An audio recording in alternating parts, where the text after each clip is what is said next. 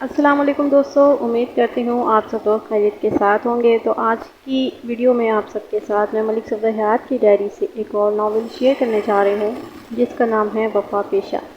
Channel پر new ہے تو subscribe کر کے بیل نوٹیفیکیشن کو آن کر لیجیے گا تاکہ جتنی بھی ویڈیوز میں اپلوڈ کروں اس کا نوٹیفیکیشن آپ کو سب سے پہلے دیکھنے کو مل سکے۔ تو چلیے آج کا ناول ہم شروع کرتے ہیں۔ وہ موسم سرما کے ابتدائی دن تھے۔ 65 کی جنگ ختم ہوئے زیادہ عرصہ نہیں ہوا تھا اور جنگ کے اثرات زندگی کے ہر شعبے میں بڑے واضح دکھائی دیتے تھے۔ میں موزے رکھا والی کے تھانے میں ہی تعینات ہوا تھا۔ ایک دن میں تیار ہو کر تھانے پہنچا تو مجھے بتایا گیا، ملک صاحب، بکریوں والی چاچی آپ سے ملنا چاہتی ہے۔ بکریوں والی چاچی؟ میں نے سوالی نظروں سے اطلاع فراہم کرنے والے کانسٹیبل کی طرف دیکھا۔ جی ملک صاحب، کانسٹیبل منظور نے اثبات میں گردن ہلائی۔ بکریوں والی چاچی ادھر ہی رکھا والی میں رہتی ہے۔ جناب، چاچی کا نام اصل تو مریم ہے، کانسٹیبل وضاحت کرتے ہوئے بولا۔ پہلے وہ مریم کے نام سے ہی مشہور تھی، پھر اس نے بکریاں پال لیں۔ وہ اپنی بکریوں سے اتنی محبت کرتی ہے کہ اس لگاؤ کو دیکھتے ہوئے لوگوں نے اسے بکریوں والی چاچی کہنا شروع کر دیا ہے۔ تو یہ بات ہے۔ میں نے ایک گہری سانس خارج کی، پھر کانسٹیبل سے پوچھا، یہ بکریوں والی چاچی مجھ سے کیوں ملنا چاہتی ہے؟ ہم نے اس سے بہت پوچھا کہ تھانے دار سے تمہیں کیا کام ہے، لیکن وہ کچھ بھی بتانے کو تیار نہیں ہے، کانسٹیبل نے جھنجھلاہٹ آمیز انداز میں بتایا۔ اس کی زبان پر بس ایک ہی بات ہے کہ وہ آپ سے ملنا چاہتی ہے اور کام بھی صرف آپ ہی کو بتائے گی۔ ٹھیک ہے، تم اس بکریوں والی چاچی کو میرے پاس بھیج دو۔ کانسٹیبل منظور جناب ابھی بھیجتا ہوں، کہہ کر میرے کمرے سے نکل گیا۔ تھوڑی ہی دیر کے بعد مریم اور بکریوں والی چاچی میرے سامنے کھڑی تھی۔ میں نے سر تپا بغور اس کا جائزہ لیا اور معتدل لہجے میں کہا، بیٹھ جاؤ۔ وہ خاموشی سے بیٹھ گئی، پھر پر امید نظروں سے مجھے دیکھنے لگی۔ مریم کی عمر لگ بھگ 45 سال ہوگی، قد چھوٹا اور جسم مائل بفربی، رنگ گھوڑا، چہرہ گول اور ہاتھ پاؤں قد سے چھوٹے۔ اس وقت مریم کے چہرے پر ایک خاص قسم کی سنجیدگی تھی۔ اس سنجیدگی میں حزن و ملال بھی شامل تھا۔ کانسٹیبل نے مجھے اس کے بارے میں چند ایک باتیں بتا دی تھی، لہٰذا انہی معلومات کی روشنی میں نے گفتگو کا آغاز کیا۔ بی بی، کیا اس گاؤں کے لوگ تمہیں بکریوں والی چاچی کہتے ہیں؟ جی تھانے دار صاحب، اس نے مختصراً سا جواب دیا۔ مجھے بتایا گیا ہے کہ تم کسی خاص سلسلے میں مجھ سے ملنے آئی ہو۔ میں نے اس کی ویران آنکھوں میں دیکھتے ہوئے سوال کیا، اور تھانے کے عملے میں سے کچھ بتانے کی راہ روی نہیں ہو؟ آپ نے بالکل ٹھیک سنا ہے جناب، وہ دکھی لہجے میں بولی۔ بات ہی ایسی ہے کہ میں آپ کے سوا اور کسی کے سامنے زبان نہیں کھول سکتی۔ ایسی کیا بات ہے مریم؟ میں نے گمبھیر لہجے میں دریافت کیا۔ بعد میں بتاؤں گی بات، وہ کسی معصوم بچے کے مانند مچل کر بولی۔ پہلے میں اپنی تسلی کرنا چاہتی ہوں۔ اس کے انداز نے مجھے تذبذب میں ڈال دیا۔ میں نے تیز آواز میں پوچھا، کیسی تسلی؟ اس بات کی تسلی کہ آپ ایک پرشناس اور ایماندار تھانے دار ہیں، وہ عجیب سے لہجے میں بولی۔ مریم کے سنجیدہ اور انوکھے انداز نے مجھے چونکنے پر مجبور کر دیا۔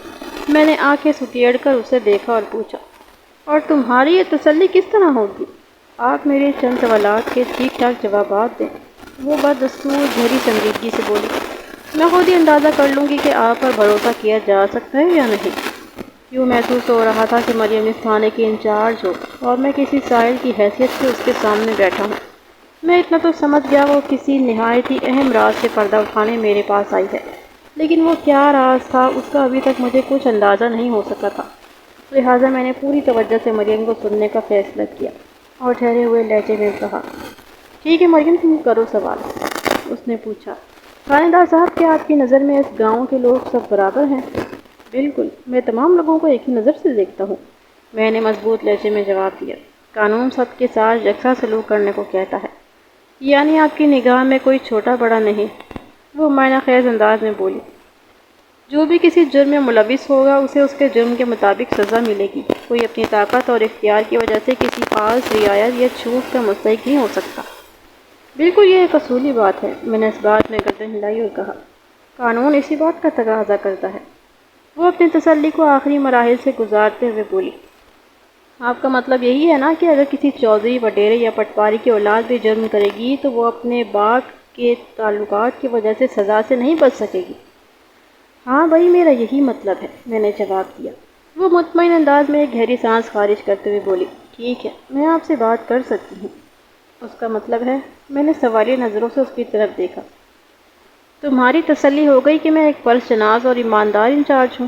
اس نے اسبات میں سر ہلا دیا اور تصدیقی انداز میں بولی، جی تھانے دار صاحب، آپ سے پہلے جو یہاں تھانے دار تھے وہ بہت عجیب اور غریب تھے۔ ان کے نزدیک طاقتور اور پہنچ والے لوگ سزاوار مانے جاتے تھے۔ ان کا قانون ہر انسان کے لیے مختلف تھا۔ میں نے جب اپنا مسئلہ کھرل صاحب کے سامنے رکھا تو انہوں نے مجھے پاگل قرار دے دیا۔ وہ میری قانونی مدد تو کیا کرتے، انہوں نے میری ایک بات نہیں سنی، میرے مسئلے کو توجہ سے سننا بھی گوارا نہیں کیا۔ میں بے بس عورت سوائے رونے دھونے کے اور کچھ نہ کر سکی۔ میں نے بغور اپنے سامنے بیٹھی بکریوں والی چاچی کا جائزہ لیا۔ اس کے چہرے پر موجود تاثرات میں مجھے کوئی کھوٹ نظر نہ آیا۔ وہ ان لمحات میں بے حد جذباتی اور رنجیدہ ہو رہی تھی۔ اس کی کیفیت کے پیش نظر میں نے گہری سنجیدگی سے کہا، مریم بی بی، قانون کسی کے بات کی جاگیر نہیں جو باوقت ضرورت اس میں لچک اور سختی پیدا کر لی جائے۔ یہ ہر شاہ و گدھا اور چھوٹے بڑے یکساں پر لاگو ہوتا ہے۔ کوئی مجید کھرل یا ملک صفدر حیات تھانہ انچارج کی حیثیت سے اس میں ترمیم و اضافہ نہیں کر سکتے۔ اس نے متاثر کن انداز میں اپنے سر کو جذباتی جنبش دی۔ میں نے نرم لہجے میں کہا، مریم، تم بلا خوف و خطر مجھے اپنا مسئلہ بتا سکتی ہو۔ میں تمہارے مسئلے میں انصاف کے تقاضے پورے کرنے کی کوشش کروں گا۔ مجھ سے پہلے موزے رکھوالی کے اس تھانے میں مجید کھرل بطور تھانہ انچارج تعینات تھا۔ میں نے کھرل کی بے اعتدالیوں اور بدعنوانیوں کے بہت سے قصے سن رکھے تھے۔ وہ طاقتور کو سلام کرنے اور کمزوری کو بدنام کرنے والا تھانے دار تھا۔ ایسے کسی بھی شخص سے قانون کی بالادستی قائم کرنے کی توقع نہیں رکھنی چاہیے۔ ایسے اہلکار بلکہ نااہلکار قانون کے رکھوالے نہیں، گتیارے ہوتے ہیں۔ مریم چند لمحات تک سوچتی ہوئی نظر سے مجھے دیکھتی رہی، پھر ایک گہری سانس خارج کرتے ہوئے بولی، تھانے دار صاحب، یہاں رکھوالی میں پٹواری دوست محمد کا بڑا اثر و رسوخ ہے۔ میں اس کی شکایت لے کر آئی ہوں۔ آپ سے پہلے میں نے تھانے دار مجید کھرل سے بھی شکایت کی تھی، لیکن اس نے میری ایک نہ سنی اور مجھے پاگل قرار دے دیا۔ وہ بات ادھوری چھوڑ کر خاموش ہوئی تو میں نے گہری سنجیدگی سے استفسار کیا، تمہیں پٹواری دوست محمد سے کس قسم کی شکایت ہے؟ جناب، جب میرا گھر والا زندہ تھا تو اس پٹواری کا اس سے بڑا یارانہ تھا، اس نے بتایا۔ لیکن شوکت علی کی آنکھ بند کرتے ہی سب کچھ بدل گیا۔ پٹواری کے رویے سے ایسا لگتا تھا کہ جیسے یہ ہمیں جانتا ہی نہ ہو۔ میں اور میرا گھر اس کے لیے اجنبی ہیں۔ اس کے لیے زیادہ غمزدہ اور افسردہ ہونے کی ضرورت نہیں مریم، میں نے ہمدردانہ انداز میں کہا۔ دنیا کا چلن اور زمانے کا دستور یہی ہے۔ وہ عجیب سی نظروں سے مجھے دیکھنے لگی۔ میں نے پوچھا، کیا تم صرف پٹواری دوست محمد کی بے اعتنائی کا شکوہ کرنے آئے ہو؟ بے اعتنائی نہیں جناب، وہ تلخی سے بولی، بے رحمی اور صفاقی کہیں۔ اس ظالم انسان نے میرے ساتھ بڑی ناانصافی کی ہے۔ کیسی ناانصافی؟ میں نے چونک کر اس کی طرف دیکھا۔ وہ زہریلے لہجے میں بولی، پٹواری کے بیٹے ظفر نے نرگس کو قتل کر دیا۔ میں دہائی دیتی رہ گئی۔ کسی نے میری فریاد پر کان نہیں دھرے، نہ پٹواری دوست محمد نے اور نہ ہی تھانے دار محمد کھرل نے۔ مجھے پاگل بڑھیا قرار دے کر معاملہ دبا دیا گیا۔ پٹواری نے اپنی طاقت اور اثر و رسوخ استعمال کر کے اپنے بیٹے کو بچا لیا اور میں بے بس عورت روتی رلاتی رہ گئی۔ وہ بات مکمل کر کے خاموش ہوئی تو میں سیدھا ہو کر بیٹھ گیا۔ اس کی بیان کردہ کہانی میں اچانک ایک نیا موڑ آ گیا تھا۔ میں نے اضطراری لہجے میں پوچھا، یہ نرگس کون ہے؟ نرگس ہے نہیں بلکہ تھی، وہ ایک ایک لفظ پر زور دیتے ہوئے بولی۔ میں اپنی جوان جہاں بیٹی کی بات کر رہی ہوں تھانے دار صاحب، جسے پٹواری کے بیٹے ظفر نے قتل کر کے کھیتوں میں پھینک دیا تھا۔ اوہ، میں نے ایک گہری سانس خارج کی اور کہا، اس چھوٹے سے گاؤں میں اتنا بڑا واقعہ ہو گیا اور پولیس نے اس کا کوئی نوٹس ہی نہیں لیا؟ آپ کے آنے سے پہلے تو یہاں اندھیر مچی ہوئی تھی تھانے دار صاحب، وہ امید بھری نظروں سے میری جانب دیکھتے ہوئے بولی۔ قانون کو طاقتور لوگوں نے کھلونا بنا رکھا ہے، میں آپ کو بتا نہیں سکتی کہ… اس نے ایک بار پھر ادھورا جملہ چھوڑا تو میں نے سوال کیا، نرگس کے قتل کا واقعہ کتنا عرصہ پہلے پیش آیا تھا؟ یہی کوئی 4 ماہ پہلے، مریم نے جواب دیا۔ اور تمہیں یقین ہے کہ تمہاری بیٹی کے قتل میں پٹواری کے بیٹے ظفر کا ہی ہاتھ ہے؟ پکا یقین ہے تھانے دار صاحب، وہ پرذوق انداز میں بولی۔ میں نے پوچھا، کوئی ثبوت بھی ہے تمہارے پاس؟ میرے ہاتھ میں تو کوئی ثبوت نہیں، لیکن میرا دل اور دماغ اسی بات کی گواہی دیتے ہیں کہ ظفر کے سوا میری نرگس کا قاتل اور کوئی ہو ہی نہیں سکتا۔ میں نے سمجھانے والے انداز میں کہا، دیکھو مریم، عدالت اور قانون دل اور دماغ کی گواہی کو نہیں مانتے، وہ ٹھوس ثبوت مانگتے ہیں، واقعاتی شواہد کا تقاضا کرتے ہیں۔ وہ مایوس ہو گئی اور مدد طلب نظروں سے مجھے دیکھنے لگی۔ میں نے پوچھا۔ اگر تمہیں پکا یقین ہے کہ پٹواری کے بیٹے ظفر نے تمہاری بیٹی نرگس کو موت کے گھاٹ اتارا ہے تو اس یقین کا کوئی نہ کوئی سبب بھی ہوگا۔ میں کوئی عملی قدم اٹھانے سے پہلے وہ سبب جاننا چاہتا ہوں۔ آپ نرگس کے قتل کی تفتیش شروع کریں تو ثبوت خود بخود آپ کے سامنے آتے چلے جائیں گے۔ وہ مستحکم لہجے میں بولی۔ پھر آپ بھی میری تائید کریں گے؟ میں اس کی سادگی پر دل میں مسکرا کر رہ گیا۔ تاہم اتنا ضرور کہا، مریم تمہارا یقین اپنی جگہ، لیکن پولیس کو تفتیش کا آغاز کرنے کے لیے کسی بنیادی نقطے کی ضرورت ہوتی ہے اور تمہارے پاس خیر ہے۔ حایدر صاحب، کیا کسی شے کی موجودگی کے لیے یقین کافی نہیں ہوتا؟ ہم اس کائنات کی سب سے بڑی سچائی اور حقیقت کو بھی تو صرف یقین کی ہی قوت سے مانتے ہیں، ورنہ کیا کسی نے کبھی اسے دیکھا ہے؟ میں وقتی طور پر مریم کے سامنے لاجواب سا ہو گیا۔ اس نے ایسی ہستی کی مثال دی تھی کہ جر اور بحث کی گنجائش نہیں نکالی جا سکتی تھی۔ مریم کوئی عامر فاضل یا فلسفی قسم کی عورت نہیں تھی کہ میں دلائل اور عقلی مثالوں سے اسے قائل کرنے کی کوشش کرتا کہ اس معاملے میں بزرگ و برتر کو مثال بنا کر پیش کرنا مناسب نہیں۔ وہ تو بے نیاز ہے اور اس کے جیسا کوئی بھی نہیں۔ میں نے مریم کی ذہنی سطح کے پیش نظر تسلی آمیز لہجے میں کہا، ٹھیک ہے چاچی، تم مطمئن ہو کر جاؤ۔ میں آج ہی تمہاری بیٹی کے قتل کے سلسلے میں تفتیش شروع کرتا ہوں۔ اس حوالے سے اگر تمہاری مدد کی ضرورت پیش آئی تو میں تمہارے گھر پر بھی آؤں گا۔ بہت بہت شکریہ جناب۔ وہ اٹھ کر کھڑی ہو گئی۔ مجھے امید ہے آپ نرگس کے قاتل کو جیل کے سلاخوں کے پیچھے ضرور پہنچائیں گے۔ میں نے اس بات میں گردن ہلانے پر اتفاق کیا اور خاموش ہو گیا۔ وہ مجھے دعائیں دیتے ہوئے رخصت ہو گئی۔ مریم کے جانے کے بعد میں کافی دیر تک اسی کے بارے میں غور کرتا رہا۔ وہ مجھے معصوم اور سادہ تو لگی تھی، لیکن اس میں پاگلوں والی کوئی بات نظر نہیں آتی تھی۔ یہ بات میری سمجھ میں نہیں آ رہی تھی کہ سابق تھانہ انچارج مجید ٹھرل نے اسے پاگل کیوں قرار دے دیا تھا۔ پٹواری کے بیٹے ظفر نے نرگس کا قتل کیا تھا یا نہیں، یہ ایک الگ معاملہ تھا، لیکن کسی حتمی نتیجے پر پہنچنے کے لیے تفتیش کا عمل ضروری تھا۔ اس کو نہیں کیا گیا اور یہی بات میرے ذہن میں کھٹک رہی تھی۔ پٹواری دوست محمد کا اثر و سلوک اپنی جگہ، لیکن کسی فریادی کی رپورٹ پر قانونی کارروائی ہونا چاہیے تھی۔ مجھے یوں محسوس ہوا کہ نرگس والے معاملے میں کوئی گڑبڑ ہے۔ میں اس تھانے میں نیا تھا، لہٰذا رکھا والی کے ماضی سے زیادہ واقف نہیں تھا۔ اس واقعات کے حصول کے لیے میں نے ASI اعجاز سے بات کرنے کا فیصلہ کیا۔ اعجاز کا تعلق اسی علاقے سے تھا اور وہ اس تھانے کا ایک مستعد اور فعال اہلکار تھا۔ مجھے یقین تھا وہ اس سلسلے میں میری بھرپور مدد کرے گا۔ میں نے کانسٹیبل مزدور کو اپنے پاس بلا کر اعجاز کو بھیجنے کا حکم دیا۔ تھوڑی ہی دیر کے بعد مجھے پتہ چلا کہ اعجاز ابھی تھانے نہیں تھا۔ وہ مقامی ہونے کا پورا فائدہ اٹھاتا تھا اور رات کو آرام کے لیے اپنے گھر چلا جاتا تھا۔ ٹھیک ہے، میں نے کانسٹیبل سے کہا، اعجاز جیسے ہی تھانے پہنچے تم اسے میرے پاس بھیج دینا۔ اوکے ملک صاحب۔ کانسٹیبل نے مجھے سلوٹ کیا اور واپس چلا گیا۔ میں ایک مرتبہ پھر مریم کے معاملے پر غور کرنے لگا۔ لگ بھگ 11 بجے دوپہر اعجاز کی آمد ہوئی اور وہ سیدھا میرے کمرے ہی میں چلے آیا۔ میں نے سلام دعا کے بعد اسے بیٹھنے کے لیے کہا۔ وہ ایک کرسی کھینچ کر بیٹھ گیا اور سوالیہ نظروں سے مجھے دیکھتے ہوئے بولا، خیریت تو ہے ملک صاحب؟ پتہ چلا ہے آپ مجھے کافی دیر سے ڈھونڈ رہے تھے۔ تمہارے سوال و جواب کا تو میں بعد میں جواب دوں گا، میں نے گہری سنجیدگی سے کہا۔ پہلے تم یہ بتاؤ کہ کسی پولیس اہلکار کے مقامی ہونے کا یہ مطلب ہے کہ وہ جب دل چاہے ڈیوٹی پر آئے، دن چڑھے یا شام ڈھلے؟ نہیں جناب، وہ ندامت آمیز لہجے میں بولا، ہرگز مطلب نہیں ہے یہ۔ تو پھر؟ میں نے چپتے ہوئی نظروں سے اسے گھورا۔ تو وضاحت کرتے ہوئے بولا، ملک صاحب بات دراصل یہ ہے کہ پچھلی رات سے میرے بیٹے کو تیز بخار ہے، بس فرحال ہی کی وجہ سے تھانے پہنچنے میں دیر ہو گئی، ورنہ آپ پوچھ لیں کسی سے بھی، میں روزانہ وقت پر آ جاتا ہوں۔ میں نے رواداری میں پوچھ لیا، اعجاز کہیں تمہارے فرحات کو کسی شیرنی والا بخار تو نہیں؟ نہیں جناب، وہ جلدی سے نفی میں گردن جھٹکتے ہوئے بولا، میرے بیٹے فرحات کی عمر تو ابھی صرف 4 سال ہے، اسے کیا پتہ شیرنی کیا ہوتی ہے؟ وہ بالکل درست کہہ رہا تھا۔ واقع اس زمانے میں 4 سال کے 14 سال کے لڑکوں کو بھی شیرین، لیلا اور ہیر اور سسی کی اہمیت سے آگاہی نہیں ہوا کرتی تھی۔ اس کے مقابلے میں آج کا زمانہ بڑا تیز ہے اور بچے اس سے بھی زیادہ تیز ترار۔ میڈیا کی آزادی اور ملکی و غیر ملکی ٹی وی چینلز کی بھرمار نے بچوں کو سن بلوغت سے پہلے ہی بالغ اور واقف بنا دیا ہے۔ آج کے 5-6 سالہ بچے سے اگر پوچھا جائے کہ وہ کس سے شادی کرے گا تو وہ اپنی پسند کے مطابق نام لینے میں کسی ہچکچاہٹ کا مظاہرہ نہیں کرتا۔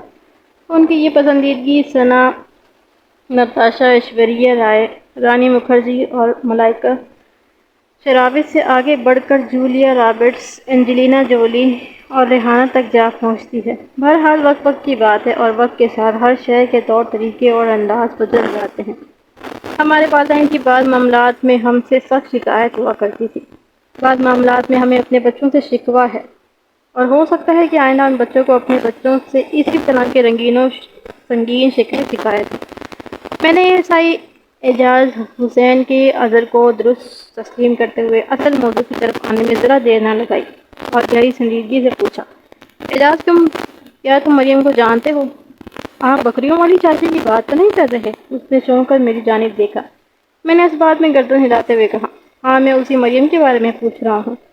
جی ملک صاحب، وہ سر کو اس باتی جنبش دیتے ہوئے بولا، میں بکریوں والی چاچی کو اچھی طرح جانتا ہوں۔ اگر تم اس سے اچھی طرح واقف ہو تو پھر اس مسئلے کا حل بھی تمہارے علم میں ہوگا۔ کون سا مسئلہ ملک صاحب؟ اس نے الجھن زدہ انداز میں کہا۔ میں نے بتایا، مجھے پتہ چلا ہے کہ اس یہاں کے پٹواری دوست محمد اور سابق تھانہ انچارج مجید کھرل سے بڑی شکایت رہی ہیں۔ تم اسی گاؤں کے رہنے والے ہو اور مجید کھرل کے ساتھ بھی طویل عرصہ کام کر چکے ہیں، لہٰذا اس معاملے میں تم سے بہتر انداز میں اور کوئی شخص روشنی نہیں ڈال سکتا۔ تم مجھے بتا سکتے ہو بکریوں والی چاچی کے ساتھ کون سے مسائل ہیں؟ ای ایس آئی سے بات کرتے ہوئے میں نے دانشہ نرگس اور ظفر محمود کا ذکر نہیں کیا تھا۔ میں یہ دیکھنا چاہتا تھا کہ میرے اشارے پر اعجاز کا ذہن کس طرف جاتا ہے۔ میرے سوال کے جواب میں اس نے بتایا، ملک صاحب بکریوں والی چاچی کا ذہنی توازن درست نہیں، یہ عجیب سی اور الٹی سیدھی باتیں کرتی رہتی ہے، اس لیے سمجھدار لوگ اس کی باتوں پر زیادہ توجہ نہیں دیتے۔ اگر آپ اس معاملے کی نشاندہی کر دیں تو مجھے جواب دینے میں آسانی ہو جائے گی۔ میں نے ای ایس آئی سے پوچھا، تمہیں یہ تو معلوم ہوگا کہ کوئی 4 ماہ پہلے مریم کی بیٹی نرگس کو قتل کر کے کھیتوں میں پھینک دیا گیا تھا۔ اس کا خیال ہے کہ نرگس کی موت کا ذمہ دار پٹواری دوست محمد کا بیٹا ظفر محمود ہے۔ وہ شکایت لے کر یہاں تھانے میں آئی تھی، لیکن سابق تھانہ انچارج نے اس کی فریاد پر کان دھرنے کے بجائے اسے پاگل قرار دیتے ہوئے اس معاملے کو دبا دیا تھا۔ دوست محمد کے اثر و شوق نے اس کے بیٹے پر آنچ نہیں آنے دی۔ اچھا تو یہ بات ہے۔ میں خاموش ہوا تو اعجاز حسین نے ایک اطمینان بھری سانس خارج کرتے ہوئے کہا، میں آپ کے تمام سوالات کے جواب دیتا ہوں، بس آپ مجھے اتنا بتا دیں کہ کیا یہ ساری معلومات آپ کو بکریوں والی چاچی نے فراہم کی ہیں؟ ہاں، میں نے اس بات میں گردن ہلائی، وہ صبح میرے پاس آئی تھی۔ میں نے آپ کو بتایا ہے نا، چاچی کی ذہنی کیفیت قابل بھروسہ نہیں۔ اے ایس آئی نے گہری سنجیدگی سے کہا، ٹھہرے میں آپ کو حقائق سے آگاہ کرتا ہوں۔ میں پوری توجہ سے اس کی طرف دیکھنے لگا۔ وہ کھنکار کر گلا صاف کرتے ہوئے بولا، ملک صاحب پہلی بات تو یہ ہے کہ بکریوں والی چاچی کی بیٹی نرگس 4 ماہ پہلے نہیں بلکہ لگ بھگ 1 سال قبل اس دنیا سے رخصت ہوئی تھی، اور اسے کسی نے قتل نہیں کیا تھا، اس نے خودکشی کی تھی۔ ایک صبح وہ اپنے بستر پر مردہ پائی گئی تھی، اور وہ بھی اس طرح کہ اس نے کرائیوں کی رگیں کاٹ ڈالی تھیں۔ بدن سے خارج ہونے والے تیز رفتار خون نے پورے بستر کو لہو لہان کر دیا تھا۔ اور جہاں تک چاچی کی شکایت اور کھرل صاحب کی عدم توجہی کا تعلق ہے تو یہ بالکل الگ معاملہ تھا۔ الگ معاملہ کیا مطلب؟ وہ سانس لینے کے لیے رکا تو میں نے فوراً سوال داغ دیا۔ اے ایس آئی نے جواب دیا، ملک صاحب 4 ماہ پہلے چاچی جو شکایت لے کر کھرل صاحب کے پاس آئی تھی، اس معاملے کا نرگس سے کوئی تعلق نہیں تھا۔ یہ تم بڑی عجیب بات کہہ رہے ہو۔ میں نے الجھن زدہ نظروں سے اسے دیکھا۔ چاچی نے تو مجھے بتایا کہ وہ نرگس کی قتل کے سلسلے میں فریاد لے کر سابق تھانہ انچارج کے پاس آئی تھی۔ اس کا دعویٰ ہے کہ پٹواری دوست محمد کے بیٹے ظفر محمود نے اس کی بیٹی نرگس کو قتل کر کے اس کی لاش ادھر کھیتوں میں پھینک دی تھی، لیکن تھانے دار نے اس کی بات پر یقین نہیں کیا اور ظفر کو صاف چھوڑ دیا۔ میں نے بات نامکمل چھوڑ کر اے ایس آئی کو سوالیہ نظروں سے دیکھا تو اس نے تعصب سے گردن ہلاتے ہوئے بتایا، جناب میں نے کہا ہے نا، بکریوں والی چاچی کا ذہنی توازن درست نہیں۔ نرگس کی خودکشی کے بارے میں آپ کو بتا ہی چکا ہوں۔ باقی جہاں تک کھیتوں میں کسی کی لاش ملنے کا تعلق ہے تو یہ قصہ بڑا مضحکانہ خیز اور دلچسپ ہے۔ سنیں گے تو آپ کو چاچی کی ذہنی حالت کا بخوبی اندازہ ہو جائے گا۔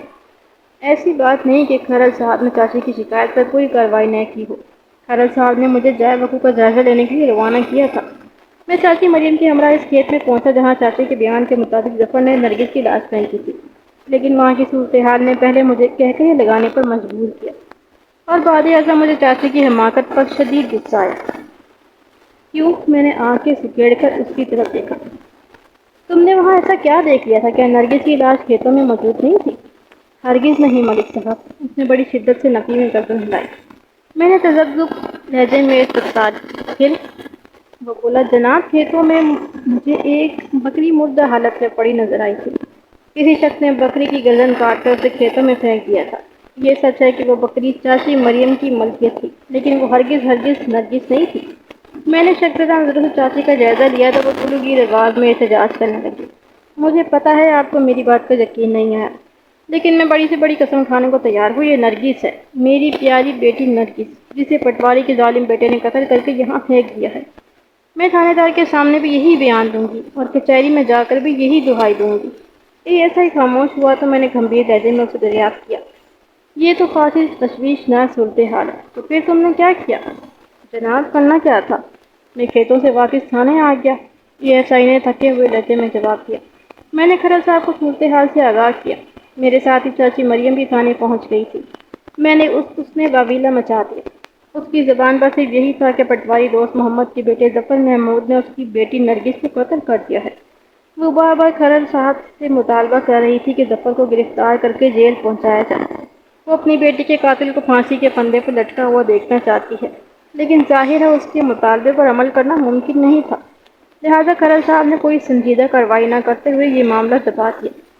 جب کھرر صاحب نے چاچی کا مطالبہ پورا نہیں کیا تو اس نے یہ پروپیگنڈا شروع کر دیا کہ تھانے دار نے پٹواری کے اثر سے مرعوب ہو کر یہ معاملہ دبا دیا ہے، یہاں غریب اور کمزوروں کو فریاد سننے والا کوئی نہیں، وغیرہ وغیرہ۔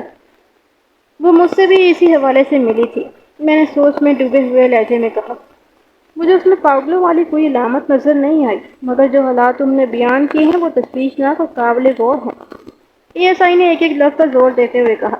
وہ بظاہر پاگل دکھائی نہیں دیتی، لیکن بکری والے معاملے میں اس نے جس رویے کا مظاہرہ کیا اسے کیا آپ نام دیں گے؟ کیا وہ بکری چاچی کی بیٹی نرگس ہو سکتی ہے؟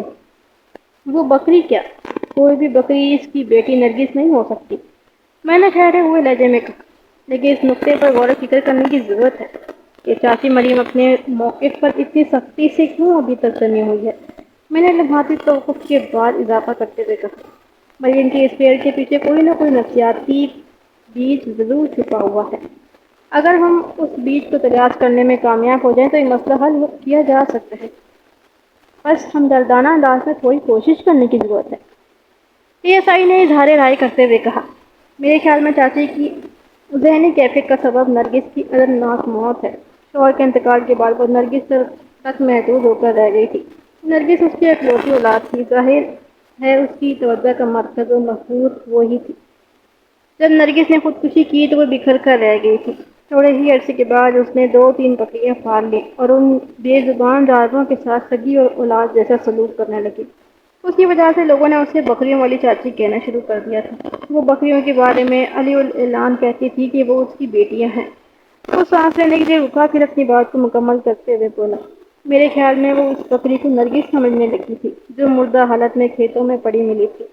نرگس کی موت نے چاچی کو نفسیاتی مریض بنا دیا ہے۔ تم ذہین، سمجھدار اور تجربہ کار پولیس افسر ہو۔ پی ایس آئی کی خاموش ہونے پر میں نے ستائشی نظروں سے اس کی طرف دیکھا اور کہا، تم نے حالات و واقعات کی روشنی میں چاچی مریم کی ذہنی کیفیت کا بالکل درست تجزیہ کیا ہے۔ سارے حالات جاننے کے بعد میں بھی انہی خطوط پر سوچ رہا ہوں، لیکن اس سب کے باوجود بھی میرے ذہن میں ایک بات کانٹے کی طرح کھٹک رہی ہے۔ کون سی بات ملک صاحب؟ اس نے گہری سنجیدگی سے کہا، میں نے بتایا وہ نرگس، میرا مطلب ہے اپنی بکری کی موت کا ذمہ دار پٹواری کے بیٹے ظفر محمود کو کیوں ٹھہرا رہی ہے؟ ہاں واقعی، وہ معنی خیر نظروں سے مجھے دیکھتے ہوئے بولا، یہ واقعی قابل غور نکتہ ہے۔ میں نے کہا، اس قوم میں اور بھی بہت سے لوگ ہیں، اس کا اشارہ پٹواری کے بیٹے ہی کی جانب کیوں ہے؟ کہیں اس طرح وہ پولیس کو کسی سنسنی خیز عمل کی جانب متوجہ تو نہیں کرنا چاہتی؟ مثلاً کون سی سنسنی خیز عمل؟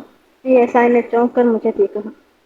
وہ ہلاک ہونے والی بکری کو اپنی بیٹی نرگس سمجھ رہی ہے، میں نے اپنے ذہن میں ابھرتے ہوئے سوال کی وضاحت کرتے ہوئے کہا، کہیں ایسا تو نہیں نرگس کی خودکشی والے واقعے میں کسی نہ کسی حوالے سے ظفر محمود یا پٹواری دوست محمد کا کوئی ہاتھ رہا ہو اور چاچی اس وقت ان باپ بیٹے کے خلاف کچھ نہ کہہ سکی ہو؟ جناب وہ تو سیدھی سیدھی خودکشی کی واردات تھی، یہ ایس آئی نے سپاٹ آواز میں کہا۔ اگر پٹواری یا اس کے بیٹے کے حوالے سے کوئی ایسی بات تھی تو اسے اسی پر بولنا چاہیے تھا، وہ اس پر کیوں خاموش رہی تھی؟ ہم یہ بھی جاننے کی کوشش کریں گے، میں نے پرعزم انداز سے کہا۔ سر دس ہمیں یہ دیکھنا ہے کہ اس وقت پٹواری اور اس کے بیٹے کے خلاف بول رہی ہے، اسی بنیاد پر ہمیں اپنی تفتیش کو آگے بڑھانا ہے۔ جس کام کی کھرل صاحب کو توفیق نہیں ہے وہ میں پہلی فرصت میں کروں گا، اور اس مشن میں تم پوری طرح میرا ساتھ دو گے اعجاز حسین۔ آپ مجھے ہر مرحلے پر اپنے ساتھ پائیں گے، وہ مضبوط لہجے میں بولا۔ میں نے کہا میں تم سے یہی توقع رکھتا ہوں۔ ٹھیک ہے بتائیں کرنا کیا ہے؟ میں نے پرخیال انداز میں اس کے الفاظ کو دہرایا، پھر فیصلہ کن لہجے میں کہا، یہ میں تمہیں رات تک بتا دوں گا، کل صبح سے ہم اس مشن پر کام شروع کر دیں گے۔ فی الحال مجھے 2-3 اہم سوالات کے جوابات چاہیے۔ جی ملک صاحب پوچھیں، آپ کیا پوچھنا چاہتے ہیں؟ وہ سیدھا ہو کر بیٹھ گیا۔ میں نے پوچھا مریم کے شوہر کی وفات کو کتنا عرصہ ہوا ہے؟ ایک لمحہ سوچنے کے بعد اس نے جواب دیا، لگ بھگ 5 سال۔ اعجاز حسین موزہ رکھا والی کا ہی رہنے والا تھا، اور میری معلومات کے مطابق اس گاؤں میں یہ ان کی تیسری پیڑھی تھی۔ لہٰذا مریم بی بی کے بارے میں اعجاز سے زیادہ تفصیل اور کوئی شخص مجھے نہیں بتا سکتا تھا۔ میں نے اس کے جواب پر اس بات میں گردن ہلائی اور مزید پوچھا، اعجاز میرے سننے میں آیا ہے کہ کسی زمانے میں پٹواری دوست محمد اور مریم کے شوہر کے درمیان خاصا جیرانہ تھا، لیکن جیسے ہی مریم کے خاوند کا انتقال ہوا پٹواری نے ان کی طرف آنکھیں پھیر لیں۔ اس بات میں کس حد تک صداقت ہے؟ وہ گہری سنجیدگی سے بولا، مالک صاحب یہ بات سچ ہے کہ دوست محمد اور چاچی کے شوہر شوکت علی کے بیچ اچھے تعلقات تھے، اور دونوں کا ایک دوسرے کے گھر میں آنا جانا تھا۔ یہ بھی دیکھنے میں آیا ہے کہ شوکت کے انتقال کے بعد پٹواری نے مریم کے گھر میں آمد و رفت کم کر دی تھی، مگر اس سے مجھے کوئی خاص بات نظر نہیں آتی۔ میں نے خاص اور عام کی بحث چھیڑے بنا اعجاز سے سوال کیا، ذرا سوچ کر بتاؤ جن دنوں میں پٹواری دوست محمد شوکت علی کے گھر جایا کرتا تھا، کیا انہی دنوں ان کا بیٹا ظفر محمود بھی ادھر کا چکر لگا لیا کرتا تھا؟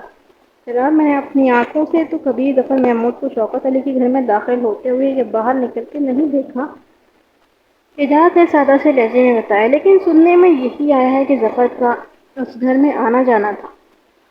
میں نے ہنکارا بھرا اور گہری سوچ میں ڈوب دیا، پھر میں نے اسے رخصت کر دیا۔ رات کو گھر جانے سے قبل وہ میرے کمرے میں آیا اور بولا، ملک صاحب اگر میرے بیٹے کی طبیعت خراب نہ ہوتی تو میں ادھر کچھ دیر اور رک جاتا۔ کوئی بات نہیں اعجاز حسین، میں نے ٹھہرے ہوئے لہجے میں کہا، کھانے میں ایسا کوئی ہنگامی کام بھی نہیں ہے، تم اطمینان کے ساتھ گھر جا سکتے ہو۔ لیکن وہ دن میں آپ نے کہا تھا نا کہ وہ یاد دہانی کرانے والے انداز میں بولا، رات کو مریم بی بی والے معاملات پر ہم بات کریں گے۔ ہاں ہاں، میں نے اس بات میں گردن ہلاتے ہوئے کہا، بیٹھ جاؤ۔ وہ بڑی فرما برداری سے چپ چاپ بیٹھ گیا۔ میں نے 15-20 منٹ میں اسے اپنی پلاننگ سے آگاہ کر دیا۔ اس نے پوری توجہ سے میری بات سنی اور سمجھنے والے انداز میں سرفوش باتیں جنبش دیتا رہا۔ اپنی بات مکمل کرنے کے بعد میں نے چند ضروری ہدایت دی اور رخصت کر دیا۔ میں علی صبح اٹھنے کا عادی ہوں۔ عموماً میں رات کو عشاء کی نماز ادا کرنے کے بعد سو جاتا ہوں۔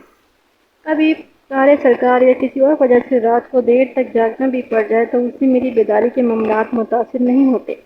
زندگی میں شاید ہی کبھی میں نماز فجر سے محروم ہوا ہوں۔ اس روز بھی میں نے خاصا تگڑا ناشتہ کیا اور اپنے کوارٹر سے باہر نکل آیا۔ وہ نومبر کا مہینہ تھا، موسم میں اچھی خاصی ٹھنڈی اتر آئی تھی، اور صبح سویرے کھیتوں میں کھڑی فصلوں اور گھاس وغیرہ پر شبنم کے قطرے بڑا دلکش اور مسرور کن منظر پیش کر رہے تھے۔ میں تھانے سے نکل کر موزہ رکھا والی کے اندرونی حصے کی جانب بڑھنے لگا۔ میرا تھانہ گاؤں سے چند گز ہٹ کر ایک نیم پختہ سڑک کے کنارے پر واقع تھا، اور یہاں سے ایک ہموار پگڈنڈی سیدھی گاؤں تک جاتی تھی۔ میں اسی پگڈنڈی پر چلتے ہوئے بکریوں والی چاچی کے گھر کی طرف بڑھ رہا تھا۔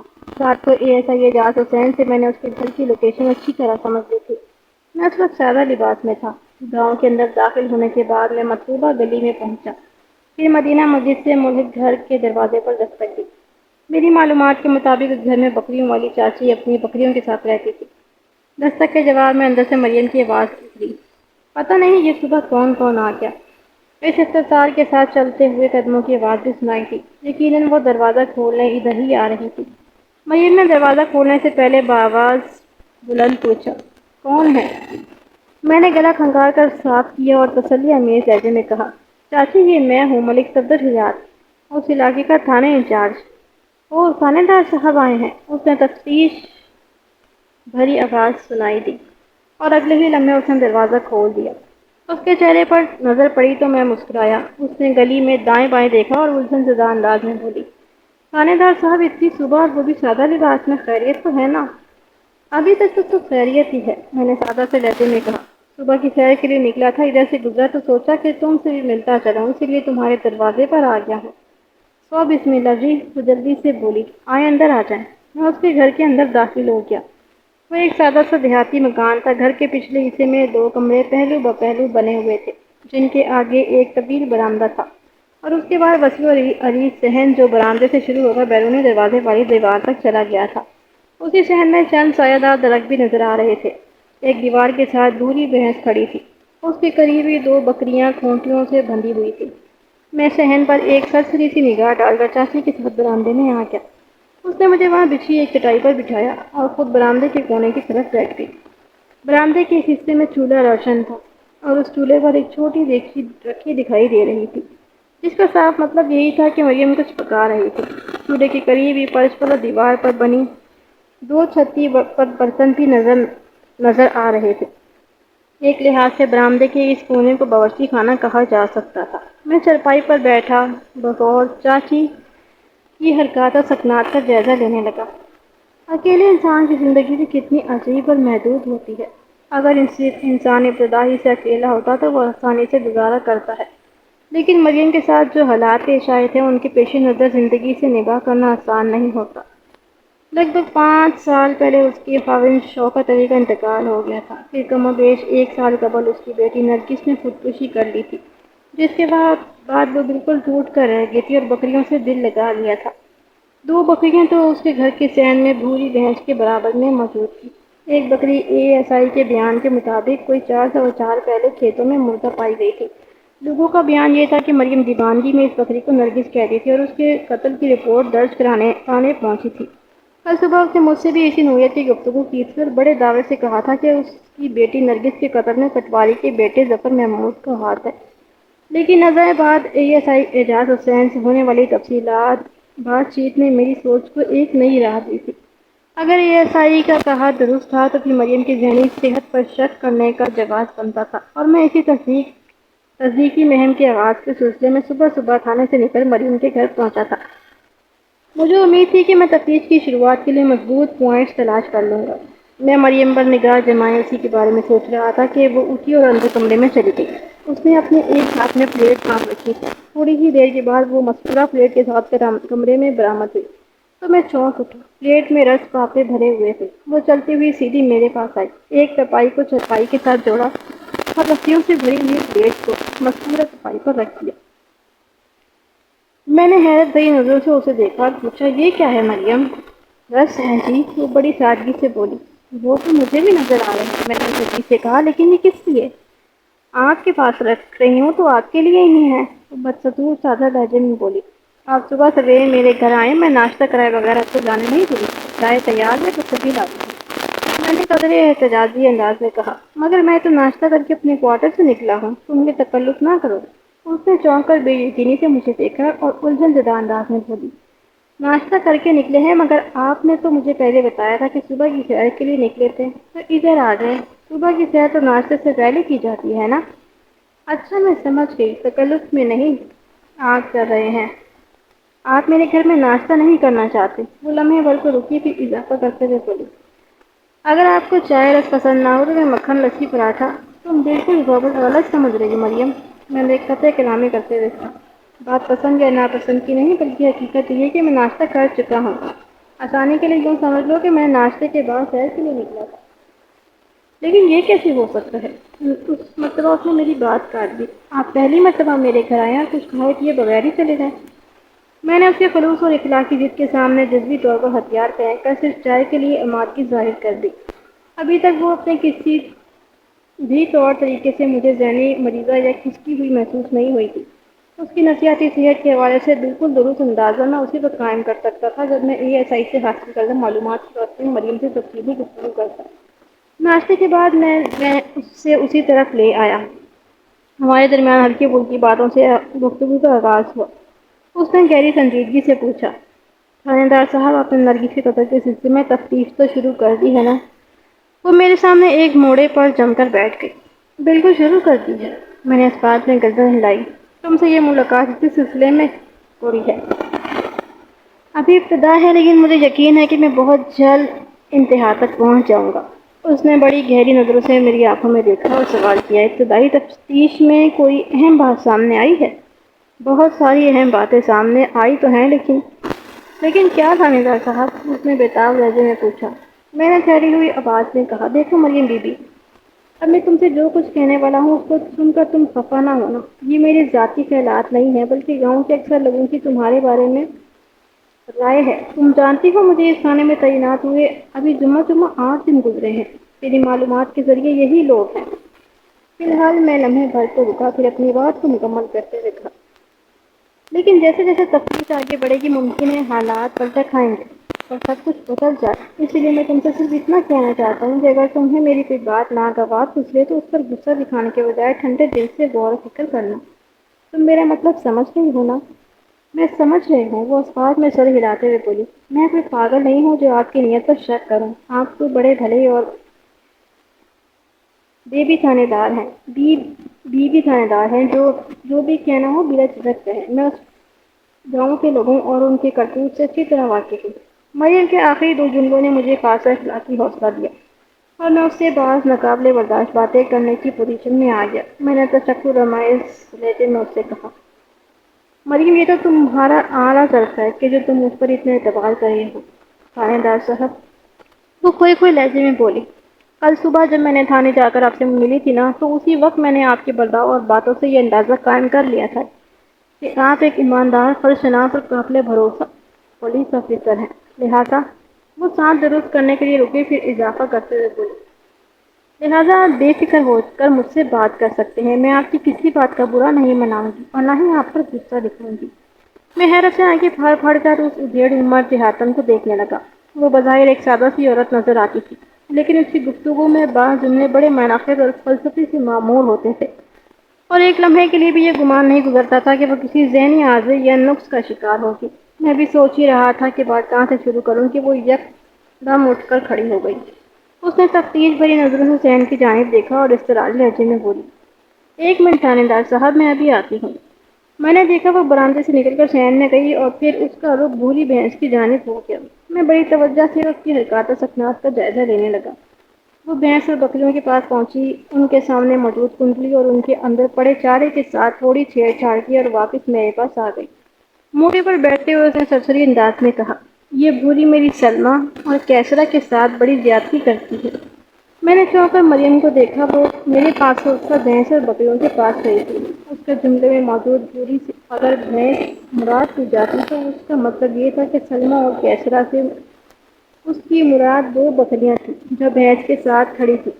مریم کو بکریوں والی چاچی اس لیے کہا جاتا تھا کہ اس نے بڑی محبت اور چاہ سے چند بکریاں پال رکھی تھیں۔ ان لمحات میں ASI جاسوسین سے ہونے والی گفتگو کا ایک ایک لفظ تازہ ہوا کے جھونکے کے مانند میرے ذہن میں مہک رہا تھا۔ یہ بات طے تھی کہ چاچی نے نرگس کی موت کے بعد ہی وہ بکریاں پال لی تھیں۔ ان بکریوں سے اس کی محبت اور انسیت کا عالم یہ تھا کہ جب 4 ماہ پہلے اس کی ایک بکری کھیتوں میں مردہ پائی گئی تو وہ بے حد جذباتی ہو گئی تھی۔ اس بکری کے حوالے سے اس کا دعویٰ یہ تھا کہ اس کی بیٹی نرگس ہے، جسے بٹوائی دوست محمد کے بیٹے ظفر محمود نے قتل کیا ہے۔ اس تناظر میں مریم کے جملے نے مجھے ذہنی طور پر اور بھی الجھا دیا۔ میں یہ سوچنے پر مجبور ہو گیا کہ اگر مریم کے نزدیک کھیتوں میں مردہ پائی جانے والی بکری اس کی بیٹی نرگس ہے تو یہ پھر کیسرا اور سلمیٰ 2 بکریاں اس کی کیا لگتی تھیں؟ میری معلومات کے مطابق مریم اور مرحوم شوکت علی کی صرف ایک ہی اولاد تھی، یعنی ان کی بیٹی نرگس۔ میں سوچ میں ڈوبا دیکھ کر مریم نے بڑے بڑبڑانے والے انداز میں کہا، سمندر ہو، جنگل ہو یا کوئی وادی، طاقتور اور کمزور کے لیے ایک ہی اصول کار فرما نظر آتا ہے۔ بڑی مچھلی چھوٹی مچھلی کو کھا جاتی ہے، طاقتور کمزور کو کچل ڈالتا ہے اور مضبوط جانور اپنے سے کم تر جانور کے ساتھ زیادتی کرنے سے باز نہیں آتا۔ اب آپ اسی بھوری کو دیکھ لیں۔ میں نے اس کی ہدایت کے مطابق صحن میں بندھی ہوئی بھوری بھینس کی طرف دیکھا۔ اسی لمحے چاچے کی آواز میری سماعت سے ٹکرائی، بھوری سلمیٰ اور کیسرا سے طاقت، توانائی اور قد کاٹ میں کہیں زیادہ ہے، اسی لیے وہ اکثر و بیشتر ان کے ساتھ زیادتی کر جاتی ہے۔ کیسرا اور سلمیٰ کے لیے چارے کی الگ کنڈلی ہے اور بھوری کی بالکل علیحدہ، لیکن وہ اپنی کنڈلی سے کم کھاتی ہے اور ان دونوں کی کنڈلی میں زیادہ منہ مارتی ہے۔ میں یہی دیکھنے گئی تھی۔ میں یک تک خاموش نظروں سے اسے دیکھتا چلا گیا۔ اس نے صحن کی جانب سے توجہ ہٹائی اور میری آنکھوں میں دیکھتے ہوئے بولی، تھانے دار صاحب، آپ مجھے تفتیش کے حوالے سے کچھ بتانے والے تھے؟ میں نے کھنگا کر گلا ساٹ کے اور نہایت ہی ٹھہرے ہوئے لہجے میں کہا، مریم، کل صبح تم نے مجھے بتایا تھا کہ 4 سوا 4 ماہ پہلے پٹواری دوست محمد کے بیٹے نے تمہاری بیٹی نرگس کو قتل کر کے اس کی لاش کو کھیتوں میں پھینک دیے۔ ایک بات تو تم یہ بھی تسلیم کرو گے کہ کوئی کسی کو بلا وجہ موت کے گھاٹ نہیں اتارتا، اور میں یہ جاننا چاہتا ہوں کہ ظفر محمود کی نرگس سے کیا دشمنی تھی۔ بات ختم کرتے ہی میں نے اس کے چہرے پر نگاہ جما دی اور ابھرنے والی تاثرات کا بغور جائزہ لینے لگا۔ جواب دینے سے پہلے اس کی آنکھوں اور چہرے پر کچھ اس قسم کے تاثرات نمودار ہوئے جیسے وہ بری طرح الجھ کر رہ گئی ہو کہ کیا کہے اور کیا نہ کہے۔ تاہم اگلے ہی لمحے اس نے خود کو سنبھال لیا اور مضبوط لہجے میں بولی، بعض لوگ جانوروں کا شکار کرتے ہیں اور بعض کو انسانوں کے شکار کا شوق ہوتا ہے۔ یہ دونوں طبقے شکاری کہلاتے ہیں۔ جانوروں کا شکار کرنے والے کو قدر اور بہادری کی نگاہ سے دیکھا جاتا ہے، چاہے وہ کمزور ہو یا طاقتور، اس کے عمل کو سراہا جاتا ہے، لیکن جو لوگ انسانوں کا شکار کرتے ہیں وہ ظالم اور قاتل کہلاتے ہیں۔ یہ الگ بات ہے کہ اگر وہ طاقتور اور بااختیار ہیں تو کوئی ان کے خلاف زبان کھولنے کی جرات نہیں کرتا، اور وہ لوگ اپنی طاقت کے بل بوتے پر قانون کو اپنی مرضی کے مطابق موڑ لیتے ہیں، جیسا کہ نرگس کے قتل کے معاملے میں پٹواری دوست محمد نے کیا۔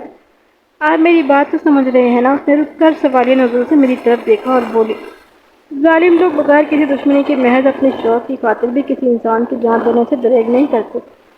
جب تم نے اپنی بیٹی مجھے نرگس کے قتل کے بارے میں بتایا تھا تو مجھے اس المناک واقعے کو سن کر بڑا افسوس ہوا تھا۔ اسی شام جا کر میں نے قبرستان جا کر نرگس کی قبر پر فاتح پڑھنے کا سوچا۔ میں نے تھانے کے عملے سے نرگس کی قبر کے بارے میں پوچھا تو مجھے بتایا گیا کہ مذکورہ قبر قبرستان کے کس حصے میں واقع ہے۔ میں سیدھا قبرستان پہنچ گیا۔ جب میں نے نرگس کی قبر دیکھی تو مجھے اپنی آنکھوں پر بالکل یقین نہیں آیا۔ اتنا کہہ کر میں نے ڈرامائی انداز میں توقف کیا اور سوالیہ نظروں سے مریم کی کیفیت کا جائزہ لینے لگا۔ ایک لمحے کے لیے اس کا چہرہ متغیر ہوا، لیکن جلد ہی اس نے خود کو سنبھال لیا۔ اصولی طور پر میرے خاموش ہوتے ہی اسے پوچھنا چاہیے تھا، میں نے نرگس کی قبر پر ایسا کیا دیکھ لیا جس نے مجھے اچنبھے میں مبتلا کر دیا، لیکن اس کے بجائے وہ خاموش نظروں سے مجھے دیکھتی چلی گئی۔ جب وہ خاموش ہی رہی تو میں نے کہا، مریم بی بی، تمہیں پتہ ہے میں نے نرگس کی قبر پر کیا دیکھا ہے؟ نہیں، اس نے نفی میں گردن ہلانے پر اکتفا کیا۔ میں نے گمبھیر انداز میں کہا، میں نے نرگس کی قبر پر لگی تختی دیکھی تو چونک اٹھا۔ مذکورہ تختی کے مطابق نرگس بنت شوکت علی کا انتقال لگ بھگ 1 سال پہلے ہوا تھا۔ قبر کی حالت بھی یہی بتاتی ہے کہ وہ 4 ماہ پہلے کی نہیں بنائی گئی۔ یہ معمہ میری سمجھ میں نہیں آیا۔ میں نے دانستہ جملہ ادھورا چھوڑ کر گیند کو اس کی کورٹ میں پھینک دیا۔ مریم بی بی کے چہرے پر زلزلے کے آثار پیدا ہوئے۔ وہ ایک لمحے کے لیے مجھے یوں محسوس ہوا وہ اچانک پھٹ پڑے گی، لیکن میرا احساس غلط ثابت ہوا۔ وہ خاصے مضبوط اعصاب کی مالک تھی۔ وہ ایک جھٹکے سے موڑے سے اٹھ کر کھڑی ہو گئی اور سنسناتے ہوئے لہجے میں بولی، نرگس میری بیٹی تھی۔ آپ کو اس کی قبر پر فاتح خوانی کرنے کے لیے جانا ہی تھا تو مجھ سے کہا ہوتا، میں آپ کو اپنے ساتھ خود لے کر جاتی۔ مجھ سے زیادہ اس کی قبر اور تاریخ وفات کو اور کون جان سکتا ہے؟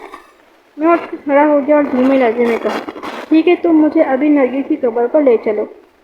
تو میں اور کیا کرنے جا رہی ہوں؟ وہ گہری سنجیدگی سے بولی، آپ آئیں میرے ساتھ، میں آپ کو دکھاتی ہوں میری نرگس کی اس قبر میں دفن ہے اور کتنا عرصہ پہلے موت کی آغوش میں جا سوئی ہے۔ بات ختم کرتے ہی وہ حرکت میں آ گئی۔ میں نے اپنی دانست میں یہی سمجھا تھا کہ وہ صحن کو عبور کر کے بیرونی دروازے کی سمت بڑھے گی، لیکن وہ نپے تلے قدموں کے ساتھ برآمدے کے دوسرے کونے کی جانب بڑھنے لگی۔ میں نے اس کی تقلید کی۔ برآمدے کے اس کونے کو میں نے پہلے تنقیدی نظروں سے نہیں دیکھا تھا۔ اب جو ادھر دھیان دیا تو وہاں مجھے ایک پردہ سا تنا ہوا دکھائی دیا۔ ایک دیوار سے دوسری دیوار تک کوئی ڈوری باندھ کر اس کی مدد سے ایک پردہ لٹکا دیا گیا تھا جو برآمدے سے مذکورہ کونے کو مکمل طور پر کور کیے ہوئے تھا۔ میں اس کے پیچھے چلتے ہوئے مذکورہ پردے کے قریب پہنچ گیا۔ اگلے ہی لمحے اس نے پردے کو ایک جانب ہٹا کر مجھ سے مخاطب ہوتے ہوئے کہا، دیکھ لیں تھانے دار صاحب، یہ ہے میری نرگس کی قبر۔ میں نے دیکھا اور دیکھتا ہی رہ گیا۔ پردے کے پیچھے برآمدے کے اس کونے میں کچے فرش پر ایک چھوٹی سی قبر بنی دکھائی دے رہی تھی۔ قبر کے سائز کو دیکھ کر اندازہ لگایا جا سکتا تھا کہ وہ 5، 6 یا زیادہ سے زیادہ 8 سال کے کسی بچے کی قبر ہوگی۔ مزے کی بات یہ ہے کہ مذکورہ قبر کے سرہانے ایک تختی بھی نصب تھی جس کے مطابق وہاں دفن ہونے والی کا نام نرگس بنت شوکت علی تھا اور تاریخ وفات 4 ماہ پہلے کی تھی۔ میں نے قبر کا تنقیدی جائزہ لینے کے بعد مریم بی بی کی طرف دیکھا اور گمبھیر لہجے میں کہا، ہاں، تو یہ ہے تمہاری نرگس کی قبر جسے 4 ماہ پہلے پٹواری کے بیٹے ظفر نے قتل کر کے ادھر کھیتوں میں پھینک دیا تھا؟ جی، اس نے سپاٹ انداز میں جواب دیا اور پوچھا، میں پردہ کھینچ دوں یا آپ کو اور بھی کچھ دیکھنا ہے؟ نہیں، مجھے اور کچھ نہیں دیکھنا، میں نے تو سوچ انداز میں کہا اور ایک جھٹکے سے پردہ کھینچ کر اس کونے کو خفیہ بنا دیا۔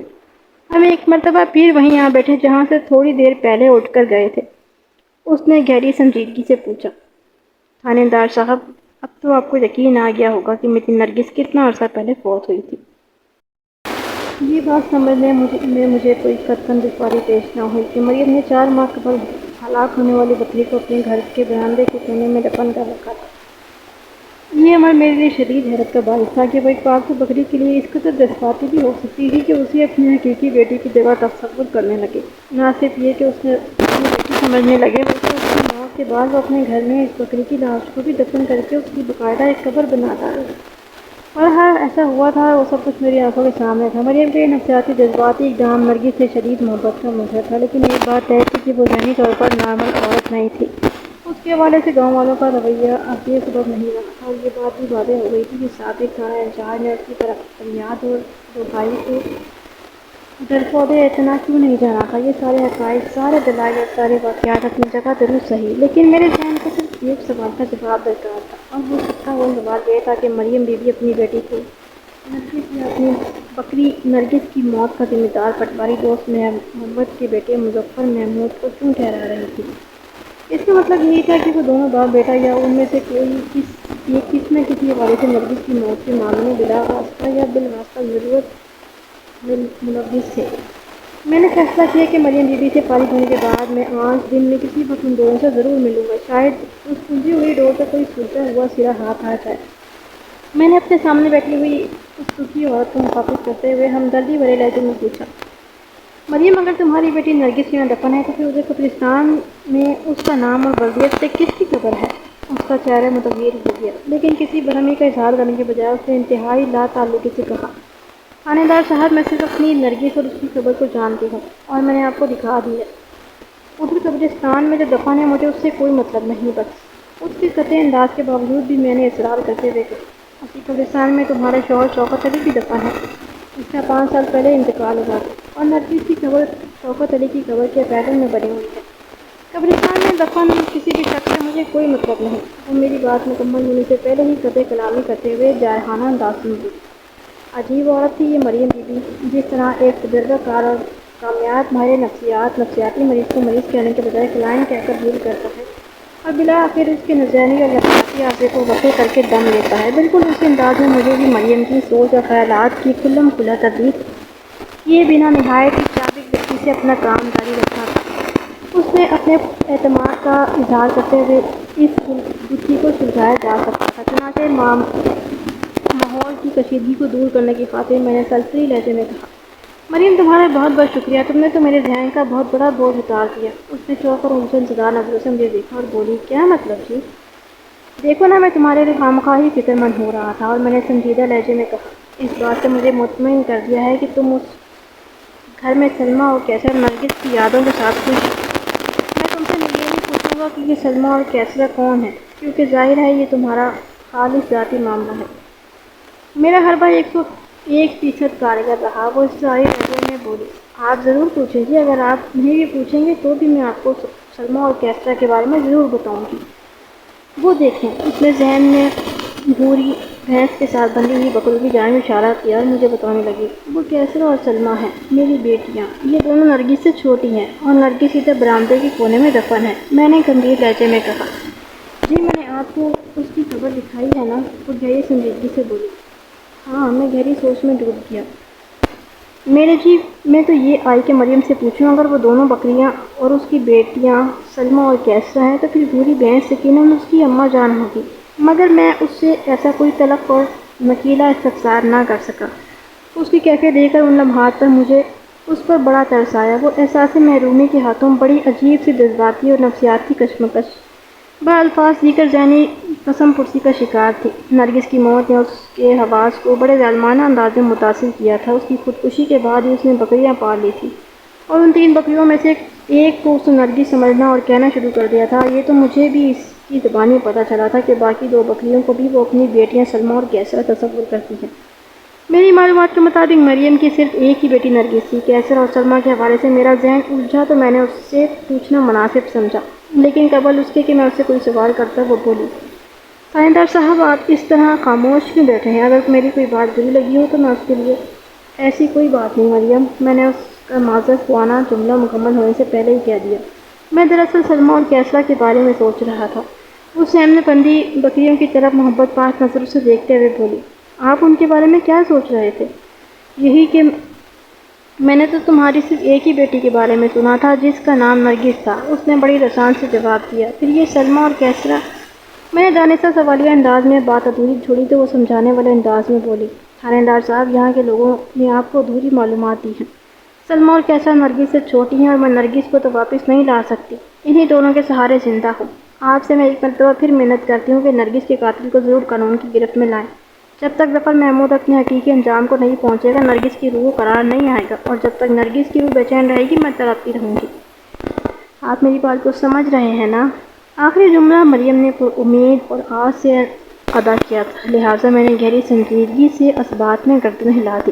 مجھے یقین ہے، وہ پرجوش انداز میں بولی، آپ بہت جلد نرگس کے قاتل کو گرفتار کر کے سزا دلوائیں گے۔ میں غلط تو نہیں کہہ رہی ہوں نا؟ میں نے ٹھہرے ہوئے لہجے میں کہا۔ مریم، میں پوری تنہی سے اس کیس کی گمشدہ کڑیاں ڈھونڈنے کی کوشش کروں گا، اور مجھے امید ہے کہ جلد ہی اس منطقی نتیجے پر بھی پہنچ جاؤں گا، لیکن اس کام کے لیے مجھے تمہارے تعاون کی ضرورت ہے۔ اللہ آپ کا بھلا کرے تھانے صاحب، وہ پرمعنی انداز میں سر کو اس باتیں جنبش دیتے ہوئے بولی، بتائیں اس معاملے میں آپ کی کیا مدد کر سکتی ہوں؟ میں نے اس کی نفسیات اور ذہنی کیفیت کو مد نظر رکھتے ہوئے محتاط انداز میں اس سے کریدنا شروع کیا۔ دیکھو، میری کسی بات کا برا نہیں منانا، میں تو اس علاقے میں بالکل نیا ہوں۔ مجھے یہاں کے لوگوں نے تمہارے بارے میں جو کچھ بتایا ہے میں اس کی تصدیق یا تردید کے لیے تم سے چند سوالات کرنا چاہتا ہوں تاکہ اس معاملے کو جلد از جلد نپٹایا جا سکے۔ تم سمجھ رہی ہو نا میں کیا کہہ رہا ہوں؟ وہ اس بات میں گردن ہلاتے ہوئے بولی، جی میں سمجھ رہی ہوں، آپ بتائیں یہاں کے لوگ میرے بارے میں کس قسم کے خیالات رکھتے ہیں؟ میں نے کہا، یہاں کے اکثر لوگوں کو تمہاری ذہنی صحت پر شبہ ہے، ان کے اپنے دماغ خراب ہوئے ہیں جو میرے بارے میں ایسا سوچتے ہیں۔ وہ بے پرواہی سے بولی۔ میں نے اس احتیاط کے ساتھ سوالات کے سلسلے کو آگے بڑھایا۔ ان کا خیال ہے کہ تمہاری یہ حالت نرگس کی المناک موت کے سبب ہوئی ہے۔ تمہیں اپنی بیٹی سے شدید محبت تھی، اس کی جدائی نے تمہارے دماغ کو یوں بڑی بھٹکا دیا ہے جو ابھی تم بیٹھی بیٹھی باتیں کرتی ہو۔ تھانے صاحب، دنیا میں کوئی ایسی ماں نہیں ہوگی جسے اپنی اولاد سے محبت نہ ہو، وہ گہری سنجیدگی سے بولی، اور بیٹیاں تو ماں کی کچھ زیادہ ہی قریب ہوتی ہیں۔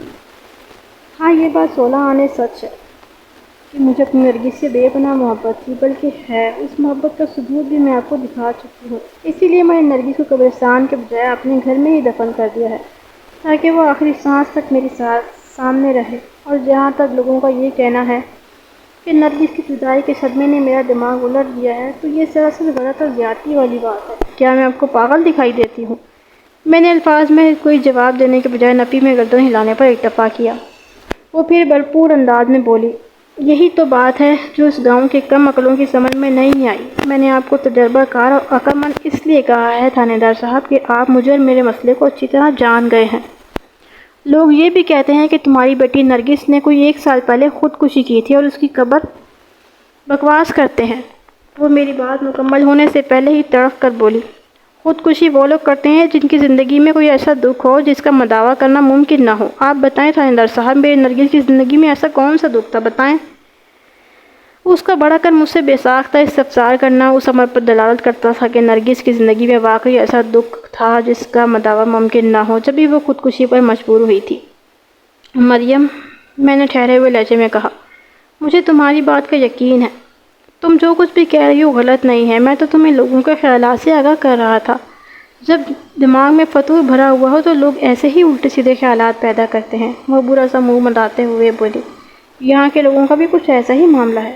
تم نے کل تھانے میں مجھے بتایا تھا کہ کسی زمانے میں تمہارے شوہر اور پٹواری دوست محمد کے درمیان دوستانہ مراسم تھے۔ میں نے مریم سے کہا، دونوں کا ایک دوسرے کے گھر آنا جانا تھا، لیکن شوکت علی کے انتقال کے بعد پٹواری نے آنکھیں پھیر لیں۔ ہاں، میں نے بتایا تھا، وہ سرسری انداز میں بولی، لیکن اب اس کا ذکر کا کیا فائدہ؟ میں نے واضح طور پر محسوس کیا کہ وہ اس موضوع سے دانستہ کترانے کی کوشش کر رہی تھی، لیکن میں یہ سوال کرنا نہیں بھولا۔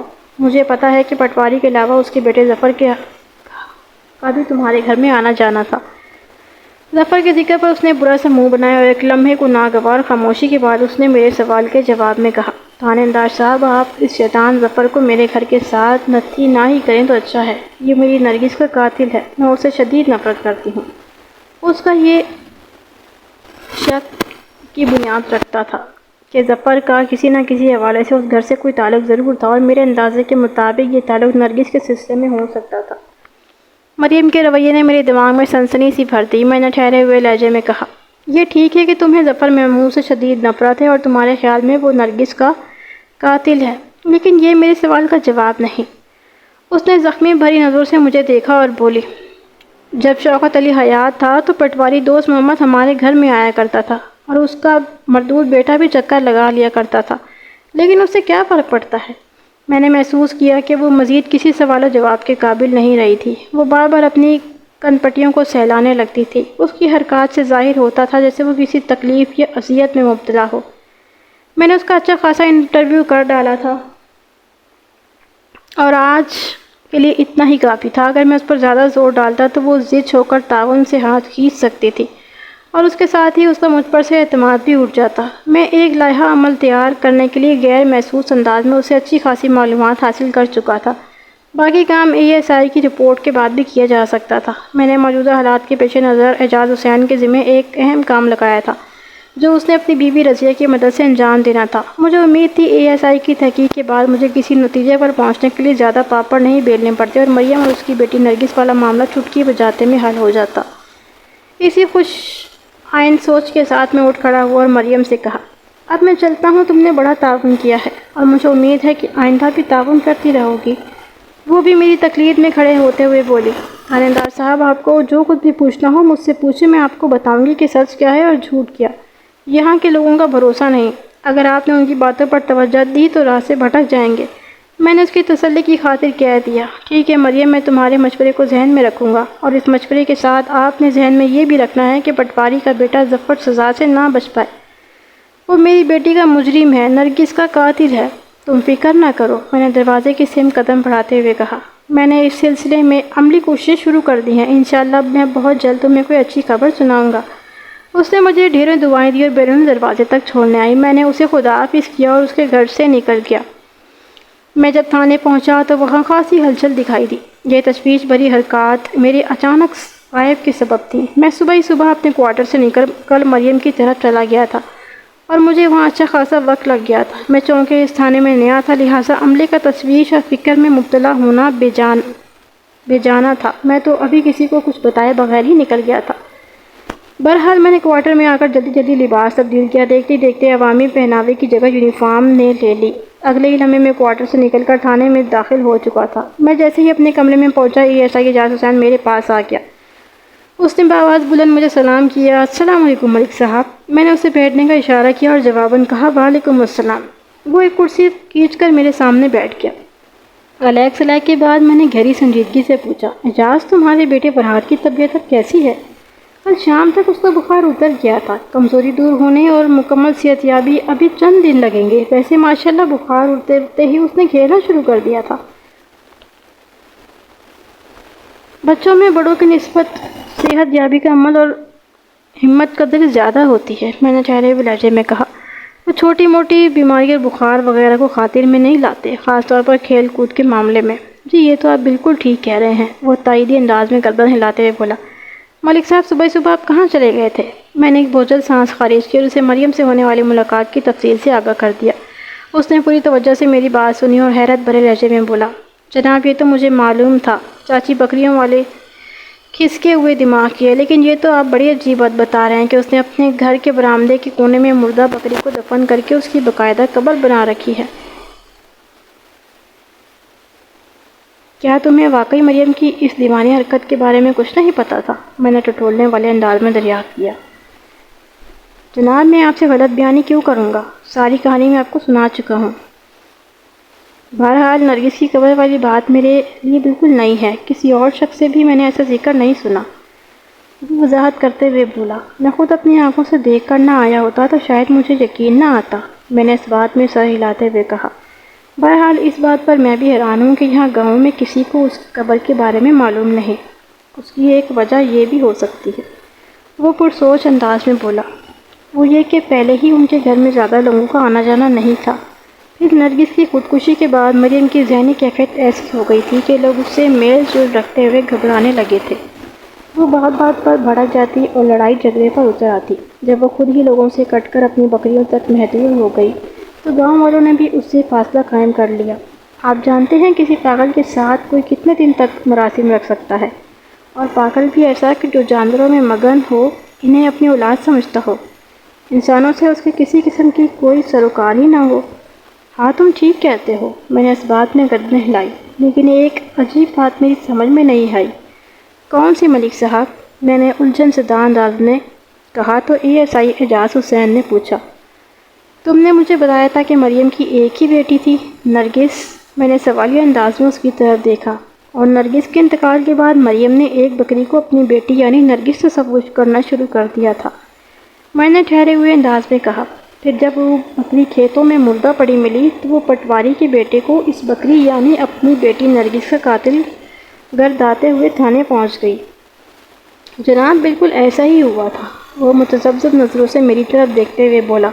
لیکن اس میں سمجھ نہ آنے والی کون سی بات ہے؟ وہ بات یہ ہے اعجاز حسین، میں نے ایک ایک لفظ پر زور دیتے ہوئے کہا۔ ابھی تھوڑی دیر پہلے مریم نے مجھے بتایا ہے کہ اس کی 3 بیٹیاں تھیں۔ سب سے بڑی نرگس تھی جسے ظفر محمود نے قتل کر کے کھیتوں میں پھینک دیا تھا۔ نرگس سے چھوٹی سلمیٰ اور کیسرا ہیں جو اس کے ساتھ رہتی ہیں۔ یہ کیا معمہ ہے ASI صاحب؟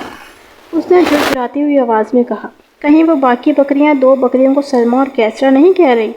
تمہارا اندازہ بالکل درست ہے، میں نے تائیدی انداز میں گردن ہلائی۔ وہ کچھ ایسا ہی سمجھ رہی ہے، اور اس نے ان 2 بکریوں کو سلمیٰ اور کیسرا بتاتے ہوئے ان کے بارے میں مجھ سے گفتگو بھی کی ہے۔ مگر میں لمحے بھر کو سانس لینے کے لیے رکا، پھر اضافہ کرتے ہوئے کہا، مگر میرے لیے الجھن اور حیرت کا باعث یہ ہے کہ جب اس کی ایک ہی بیٹی تھی تو پھر یہ سلمیٰ اور کیسرا کہاں سے پیدا ہو گئیں؟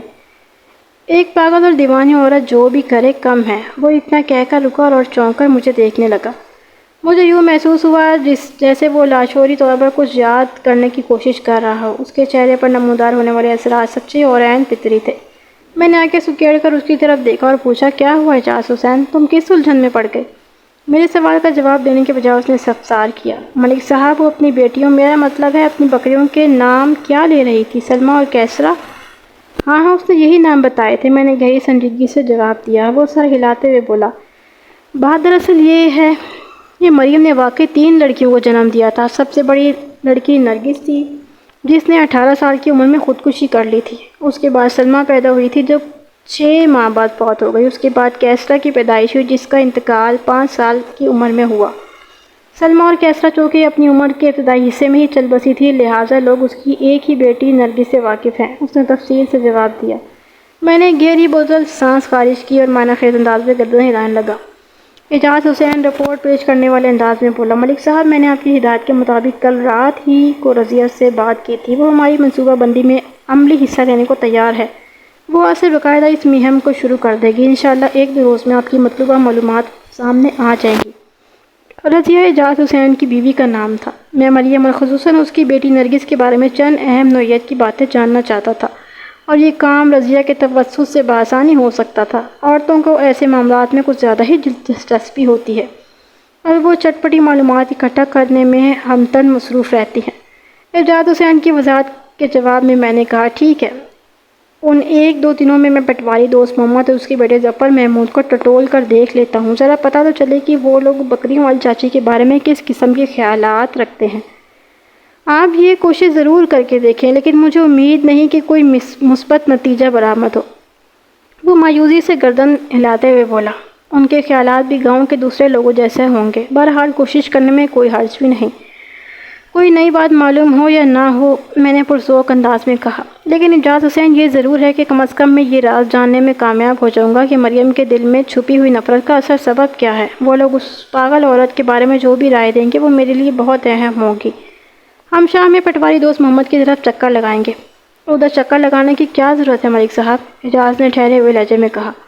کھرل صاحب کے زمانے میں دوست محمد اکثر تھانے آتا رہتا تھا۔ کھرل صاحب سے اس کی بڑی دوستی تھی۔ میں پیغام بھیج کر پٹواری کو ادھر تھانے ہی بلوا لیتا ہوں، آپ سے تعاون بھی ہو جائے گا اور تھوڑی گپ شپ بھی رہے گی۔ میں نے کہا، اس کی ضرورت نہیں اعجاز حسین۔ میں نے حیرت بھری نظروں سے مجھے دیکھا۔ شاید اس کے سمجھ میں نہیں آیا تھا کہ ضرورت کے حوالے سے میں نے کس امر کی جانب اشارہ کیا ہے۔ اس نے مجھ سے پوچھا، کیا اس میں کوئی قباحت ہے جناب؟ بات قباحت اور راحت کی نہیں ہے جاز حسین، میں نے ایک لفظ پر زور دیتے ہوئے کہا۔ اپنے انداز اور طریقۂ کار کی ہے۔ میں کچھ سمجھا نہیں جناب، وہ پلکیں جھپکاتے ہوئے بولا۔ تھوڑی وضاحت کریں گے؟ میں نے گمبھیر لہجے میں کہا۔ تھانہ انچارج مجید کھرا اور پٹواری دوست محمد کے درمیان کس نوعیت کی دوستی تھی؟ اور پٹواری تھانے میں اکثر آتا تھا یا بیشتر؟ مجھے ان معاملات سے کوئی سروکار نہیں، میرا کام کرنے کا اپنا اسٹائل ہے۔ اگر پٹواری کو مجھ سے کوئی کام ہوتا تو اسے خود چل کر میرے پاس تھانے آنا ہوگا، اگر مجھے کوئی کام پڑے گا تو میں اس کے پاس خود پہنچوں گا، اور مریم والے معاملے میں میں خود اس سے مل کر کریدنے کی کوشش کروں گا۔ اس کیس میں وہ فریق ثانی ہے، اسے بڑی احتیاط سے گھسنا پڑے گا۔ ASI نے ایسی نظروں سے مجھے دیکھا جیسے میں اس کا دنیا کا پولیس والا نہ ہوں، تاہم اس نے کوئی تبصرہ کرنے کے بجائے صرف اتنا کہا، ٹھیک ہے ملک صاحب، آپ جو کہہ رہے ہیں وہ مناسب، اور جب میں پٹواری کی جانب جاؤں گا تو تم بھی میرے ساتھ ہوگے۔ میں نے اس کی آنکھوں میں دیکھتے ہوئے کہا، اوکے سر۔ وہ فرما برداری سے بولا، جب ادھر چلنا ہو آپ مجھے اشارہ کر دیجیے گا، میں ایک دم ریڈی ہو جاؤں گا۔ میں نے چند ضروری ہدایات کے بعد اسے اپنے کمرے سے رخصت کر دیا اور روزمرہ کے کاموں میں مصروف ہو گیا۔ اس تھانے میں چونکہ میں نیا آیا تھا، لہٰذا ابتدا میں مجھے زیادہ کام کرنا تھا۔ کسی بھی نئی جگہ جائیں تو سسٹم کو سیٹ کرنے میں تھوڑا وقت لگتا ہے۔ اس روز میں پٹواری دوست محمد یا اس کے بیٹے ظفر محمود سے ملاقات کے لیے نہ جا سکا۔ دوپہر کے بعد تھانے میں ہنگامی صورتحال پیش آ گئی۔ موزے رکھا والی سے تھوڑے فاصلے پر جسکانی پور نامی ایک گاؤں تھا، وہاں کسی لڑکی کی شادی تھی۔ بارات ایک قریبی دیہات سلطان آباد سے آئی تھی۔ واضح رہے کہ گاؤں دیہات میں شادی بیاہ دن کے وقت ہوتے ہیں، بڑے شہروں کی طرح یہ نہیں کہ آدھی رات کو بارات آ رہی ہے اور رخصتی رات کے آخری پہر ہو رہی ہے، اور دولہا دلہن جب سیج پر پہنچے تو قریبی مسجد میں اذان فجر گونجنے لگے۔ گاؤں وغیرہ میں عموماً سپہر میں رخصتی کر دی جاتی ہے اور سورج غروب ہونے سے پہلے دولہا دلہن کے گھر پہنچ جاتا ہے، دولہا دلہن کے ساتھ گھر پہنچ جاتا ہے۔ لہٰذا سلطان آباد والے جب دلہن کو لے کر واپسی کے سفر پر روانہ ہوئے تھے تو راستے میں انہیں ایک ناخوشگوار واقعہ پیش آ گیا۔ جسکانی پور اور سلطان آباد میں لگ بھگ 8 میل کا فاصلہ تھا اور درمیان میں جنگل کا ایک حصہ پڑتا تھا۔ جب بارات جنگل کے اس حصے میں پہنچی تو ڈاکوؤں کے ایک مسلح گروہ نے آنن فانن ان پر حملہ کر دیا۔ یہ ایک لوٹ مار کی واردات تھی، لہٰذا مالی نقصان زیادہ ہوا۔ بارات میں شامل جن افراد نے مزاحمت کی کوشش کی، ڈاکوؤں کی طرف سے انہیں زد و کوب کیا گیا۔ چند افراد کو معمولی نوعیت کی چوٹیں آئیں، ایک دو کو شدید زخمی کیا گیا اور ایک مزاحمتی کی ٹانگ میں گولی بھی لگی۔ ڈاکوؤں نے باراتیوں پر اپنی دہشت بٹھانے کے لیے ہوائی کے علاوہ زمینی فائرنگ بھی کی تھی، جس کے نتیجے میں ایک گولی ایک شخص کی ٹانگ میں لگی تھی۔ الغرض باراتیوں کی جانیں سلامت رہیں۔ دولہا دلہن کو بھی کسی ڈاکو نے ہاتھ نہیں لگایا تھا اور تمام تر زیورات، نقدی اور قیمتی سامان لے کر لوٹ گئے تھے۔ جسکانی پور سلطان آباد نامی وہ دونوں گاؤں میرے تھانے کی حدود میں آتے تھے۔ اس واردات کی اطلاع مجھ تک پہنچی تو میں فوراً اس سے بیشتر حرکت میں آ گیا۔ میں نے 4 اہلکاروں مشتمل ایک پولیس پارٹی ترتیب دی اور انہیں ڈاکوؤں کے تعاقب میں جنگل کی جانب روانہ کر دیا۔ وہ اس جنگل کا آخری کنارہ تھا جہاں لوٹ مار کی یہ واردات پیش آئی تھی۔ یہ ممکن نہیں تھا کہ ڈاکوؤں کو مسلح گروہ جائے وقوع کے آس پاس ہی قائم پذیر ہو۔ وہ اس مذموم کارروائی کے بعد یقیناً گھنے جنگل کی طرف چلے گئے ہوں گے اور اس تک رسائی کے امکانات زیادہ روشن نہیں تھے۔ پولیس پارٹی کو جنگل کی سمت دوڑانے کے بعد میں بھی موقع واردات پر پہنچ گیا۔ وہ دن اور اس کے بعد کے 2 روز اسی واقعے کے نظر ہو گئے۔ میں نے ڈاکوؤں کے گروہ کی گرفتاری کے لیے کیا کیا پاپڑ بیلے اور اس لوٹ مار کے کیس کو کیسے حل کیا، یہ ایک الگ دلچسپ اور سنسنی خیز داستان ہے جو علیحدہ کہانی کا تقاضا کرتی ہے۔ انشاءاللہ بہت جلد اس واردات کی داستان میں آپ کی خدمت میں پیش کروں گا۔ میں اس ہنگامی صورتحال میں پٹواری دوست محمد اور اس کے بیٹے ظفر محمود پر توجہ نہ دے سکا۔ ان سے ملاقات کا خیال از پوچھ چلا گیا۔ پھر اس سے پہلے کہ میں دوبارہ اس مہم کا آغاز کرتا، ASI اعجاز حسین کی بیوی رضیہ نے کام دکھا دیا۔ اس دوران وہ اللہ کی بندی اس مشن پر جاتی رہی تھی جو میں نے اعجاز کے توسط سے اسے سونپا تھا۔ ایک صبح اعجاز حسین میرے پاس آیا۔ میں اس وقت آ کر اپنی کرسی پر بیٹھا ہی تھا۔ رسمی علیگ سے کے بعد اس نے مجھ سے پوچھا، کیا بات ہے اعجاز حسین، بڑے خوش نظر آ رہے ہو؟ بات ہی ایسی ہے ملک صاحب، وہ ایک کرسی سنبھالتے ہوئے بولا، سنیں گے تو آپ کا دل خوش ہو جائے گا۔ میں سیدھا ہو کر بیٹھ گیا اور پوری توجہ اس کی جانب مبذول کرتے ہوئے بولا، اگر ایسا ہے تو فوراً سناؤ، کیا بات ہے؟ پچھلے 2 دن سے میں خوش ہونے کا کوئی موقع ہاتھ سے نہیں جانے پچھلے 2-3 دن میں خوش ہونے کا کوئی موقع ہاتھ نہیں لگا۔ جناب، میرا اشارہ رضیہ کی طرف ہے۔ وہ رازدارانہ لہجے میں بولا۔ میری بیوی نے اپنی کوششوں سے بڑی اہم معلومات حاصل کی ہیں نرگس اور ظفر کے بارے میں۔ میں نے چونک کر ASI کی طرف دیکھا اور کہا، اور وہ معلومات کیا ہیں؟ ملک صاحب مجھ سے مخاطب ہوتے ہوئے وہ سنجیدگی سے بولا، جیسا کہ میں نے آپ کو بتایا تھا نرگس نے کوئی سال بھر پہلے خودکشی کر لی تھی۔ ایک روز وہ اپنے بستر پر اس طرح مردہ پڑی ملی تھی کہ اس کی کلائیوں پر واقع خون کی والی بڑی رگیں۔ یہ ساری تفصیل تم مجھے پہلے بتا چکے ہو، میں نے قطع کلامی کرتے ہوئے کہا۔ میں وہ باتیں جاننے کے لیے بےتاب ہوں جو رضیہ نے کھوج کر نکالی ہیں۔ میں اسی طرف آ رہا تھا جناب، وہ اس بات میں گردن ہلاتے ہوئے بڑی رسان سے بولا۔ جب تک مریم کا خاوند شوکت علی زندہ تھا، پٹواری دوست محمد ان کے گھر میں آنا جانا تھا اور اس کے بیٹے ظفر محمود کی بھی وہاں آمد و رفت جاری تھی۔ پھر شوکت علی کے انتقال کے بعد، جیسا کہ مریم نے بھی آپ کو بتایا ہے، پٹواری نے ان کی طرف سے منہ پھیر لیا تھا۔ پٹواری کی دیکھا دیکھی ظفر محمود نے بھی آنا جانا بند کر دیا، لیکن کچھ عرصے کے بعد ظفر نے ایک مرتبہ بھی مریم کے گھر آنا جانا شروع کر دیا۔ شوکت علی کا انتقال لگ بھگ 5 سال پہلے ہوا تھا اور نرگس نے کم و بیش 1 سال قبل خودکشی کی تھی۔ میں نے ظفر محمود کی مریم کے گھر میں دوبارہ آمد و رفت کا جو ذکر کیا ہے وہ نرگس کی موت سے چند ماہ پہلے کا واقعہ ہے۔ رضیہ نے اسی دور سے متعلق بعض سنسنی خیز باتیں دریافت کی ہیں جو میں آپ کو بتانا چاہتا ہوں، اور یہ باتیں آپ کی شک کو بھی تقویت دیتی ہیں جس کا اظہار آپ نے ظفر اور نرگس کے حوالے سے کیا تھا۔ مجھے ایک مرتبہ پھر قطع کلامی کرنا پڑی۔ میں نے قدرے سخت لہجے میں کہا، زیادہ بہتر یہی ہوگا اعجاز حسین کہ تم مجھ سے صرف وہی باتیں بتاؤ جو رضیہ کی تحقیق و تفتیش کے نتیجے میں سامنے آئی ہیں، باقی کام میں خود کر لوں گا۔ ٹھیک ہے ملک صاحب، وہ اس بات میں گردن ہلاتے ہوئے بولا۔ پتہ یہ چلا ہے کہ ظفر محمود کی دوبارہ آمد و رفت کو پٹواری نے پسند نہیں کیا تھا۔ وہ اس بات کے حق میں نہیں تھا کہ ظفر مریم کے گھر جائے۔ اس نے ظفر کو مختلف حیل و بہانوں سے سمجھانے کی کوشش کی، وہ بظاہر سمجھ بھی گیا اور اس نے مریم کے گھر جانا ترک کر دیا، لیکن دراصل یہ اس کی چال تھی۔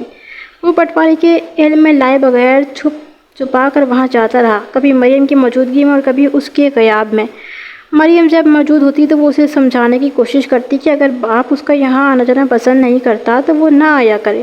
یہ بات بھی پتہ چلی ہے کہ ظفر جب مریم کی غیر موجودگی میں وہاں جاتا تھا تو نرگس اس کی آمد کا ذکر اپنی ماں سے نہیں کیا کرتی تھی، اور یہی سب سے زیادہ خطرناک بات تھی۔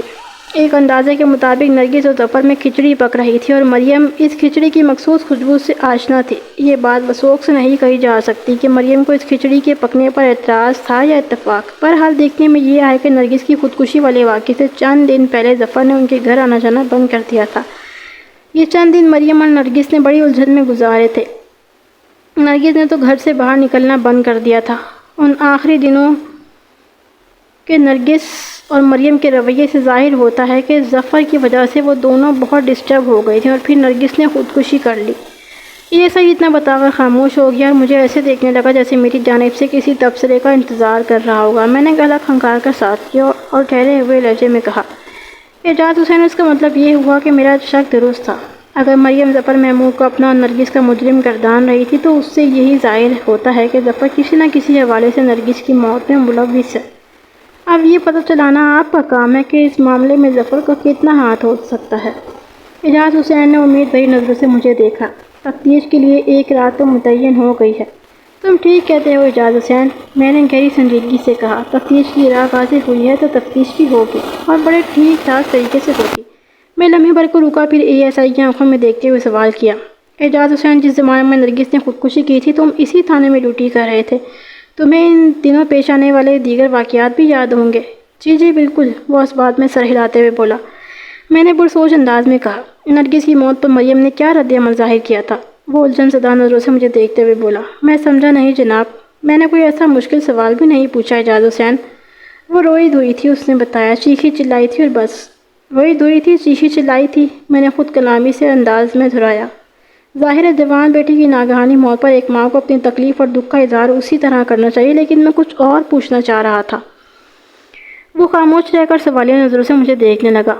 میں نے کہا، کیا اس موقع پر مریم کو کھرل صاحب کے پاس کسی قسم کی رپورٹ درج کرانے نہیں آئی تھی؟ نہیں جناب، ASI کی الجھن میں اضافہ ہو گیا۔ جب تو اس نے ایسا کچھ نہیں کیا۔ میں نے کہا، اس وقت مریم نے کسی شخص پر مورد الزام ٹھہرایا ہو، کسی کو نرگس کی موت کا ذمہ دار قرار دیا ہو؟ بالکل نہیں جناب، وہ نفی میں گردن ہلاتے ہوئے بولا، ایسا کوئی واقعہ پیش نہیں آیا تھا۔ مریم نے نرگس کی ناگہانی موت کو ذہن اور دل سے قبول کر لیا تھا۔ اس نے کسی شخص کے خلاف ایک لفظ منہ سے نہیں نکالا اور رو دھو کر صبر کر لیا۔ تمہارے بیان کے مطابق نرگس کی موت ایک سیدھا سادہ خودکشی کا واقعہ تھا، میں نے بدستور سنجیدہ لہجے میں استفسار کیا۔ ظاہر ہے کسی خودکشی والے واقعے پر علاقے کا تھانہ انچارج خاموش ہو کر تو نہیں بیٹھ سکتے، اس صورت میں قانونی کارروائی لازمی ہو جاتی ہے۔ کھرل صاحب نے اس واقعے پر تفتیش تو کی تھی لیکن یہ کارروائی پوچھ گچھ سے آگے نہیں بڑھ پائی تھی، لہذا کھرل صاحب نے اس معاملے پر مٹی ڈالی اور بات آئی گئی ہو گئی تھی۔ زبانی پوچھ گچھ نہیں کی، میں باقاعدہ قانونی کارروائی کی بات کر رہا ہوں اعجاز حسین، میں نے ایک لفظ پر زور دیتے ہوئے کہا۔ سابق تھانہ انچارج نے نرگس کی لاش کا پوسٹ مارٹم کرایا تھا؟ اعجاز حسین نے ڈھیلے ڈھالے لہجے میں جواب دیا۔ کھرل صاحب اس قسم کے بکھیلوں اور جھمیلوں میں پڑنے والے انسان نہیں تھے ملک صاحب، انہوں نے جتنی تفتیش ضروری سمجھی کی اور کیس داخل دفتر کر دیا۔ تمہیں یہ سن کر حیرت ہوگی کہ مجھے بکھیلوں اور جھمیلوں میں بڑا مزہ آتا ہے، میں نے سوچ میں ڈوبتے ہوئے لہجے میں کہا۔ میرے خیال میں اگر اس موقع پر تمہارے کھرل صاحب نرگس کی لاش کو پوسٹ مارٹم کے لیے اسپتال بھجوا دیتے تو اس شک کی تحریری تصدیق ہو جاتی جو میں نرگس اور ظفر کے حوالے سے ظاہر کر چکا ہوں۔ پوسٹ مارٹم کی رپورٹ دودھ کا دودھ اور پانی کا پانی الگ کر کے اس سبب کو آشکار کر دیتی جس نے نرگس کو خودکشی کرنے پر مجبور کر دیا تھا۔ تم میری بات سمجھ رہے ہو نا؟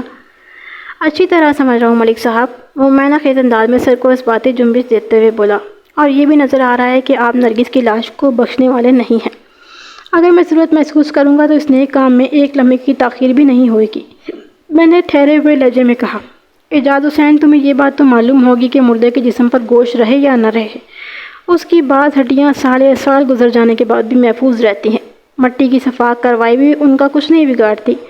انہی ہڈیوں کا مخصوص لیبارٹری ٹیسٹ بہت سے سربستہ راز کھول دیتا ہے۔ نرگس کی موت کو تو ابھی صرف 1 سال ہی گزرا ہے، مجھے پوری امید ہے اگر ضرورت محسوس ہونے پر نرگس کی لاش کا پوسٹ مارٹم کرایا جائے تو یہ کیس چٹکی بجاتے میں حل ہو سکتا ہے انشاءاللہ، اس نے کہا۔ پھر پوچھا، ایک بات میری سمجھ میں نہیں آئی ملک صاحب۔